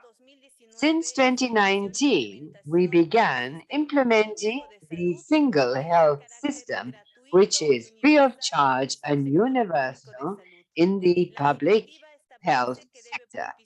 The idea is to provide preferential care, activating mechanisms to identify these persons and facilitating access to medical visits through household visits, preferential appointments, specifically for older persons, regarding the legal frameworks and appropriate mechanisms to protect the rights of older persons who use these long-term care services. More than 80% of the autonomous department governments have a rule for the accreditation, operation, and sanctioning of these spaces for care of these people. Likewise, the plurinational state of Bolivia has an updated database on the existence of long-stay centers for older persons, and that directs the control and supervision of these centers to ensure quality services for this population. Additionally, within the context of the COVID-19 pandemic, our population in Bolivia, in addition to facing the pandemic, had to resist it with a de facto government that was unable to face the pandemic in terms of healthcare, nor the special care required in terms of protecting older persons at long-term stay centers. This led to mass contagions, death, the impossibility of replacing infected staff with a lack of evidence or access to these health centers. These were reported and verified by the National Center for the Protection of Human Rights in Bolivia, but it was only in 2021, once the democratic government was recovered, that priority was given to mass vaccination of older persons, and to date having 4 doses applied nationwide, in addition to issuing and implementing special guidelines for healthcare at these long-stay centers in the context of the pandemic.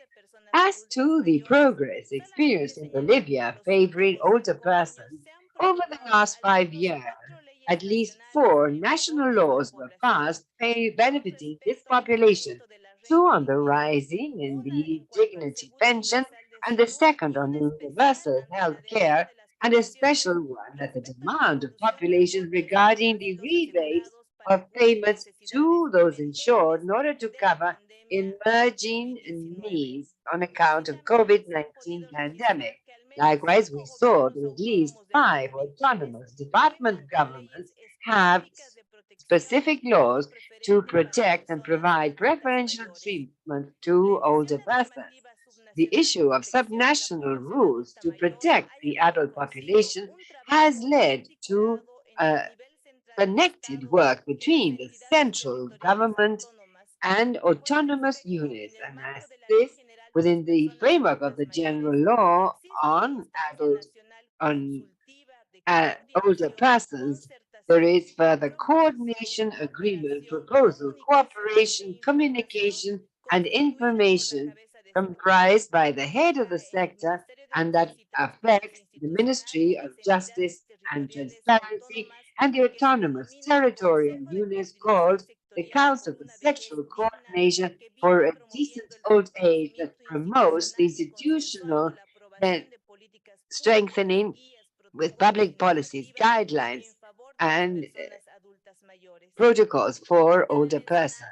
We must say that public policies within the framework of the Council for Sexual Coordination involves the active participation by the organization of older persons in the country and at local level through councils for sexual coordination for a decent old age and all meetings called for these for a dignified old age. At department level, autonomous governments have legally and officially recognized the organization of older persons formed within their jurisdictions. It is also important to highlight within the plurinational state of Bolivia, there are national and subnational instances that are legal representatives in terms of criminal aspects, land, and civil matters for older people. As to the campaigns to create awareness, the Ministry of Communication, in the purview of the Office of the Presidency, together with the Ministry for Equal Opportunities in the purview of the Ministry of Justice and Transparency in June 2021, continued with communication campaigns highlighting one called Older Words, the aimed at creating awareness on the issues related to aging and promoting preferential treatment of older persons. It is clear that although today we can point to significant progress made in the plurinational state of Bolivia, we are also aware of the major challenges that still lie ahead. And here we would like to share two with you. The first, designing and continuing multi-sectoral articulated work to create a system for long-term care and that consists in household care and institutional care.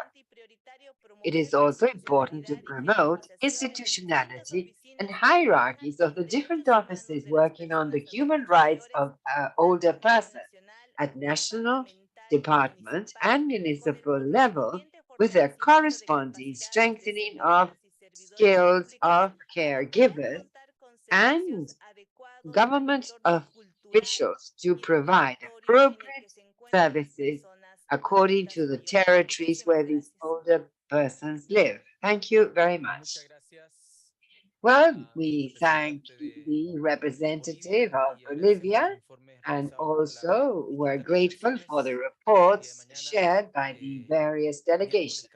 Tomorrow, on Wednesday, we will resume as of 10 a.m. in the morning.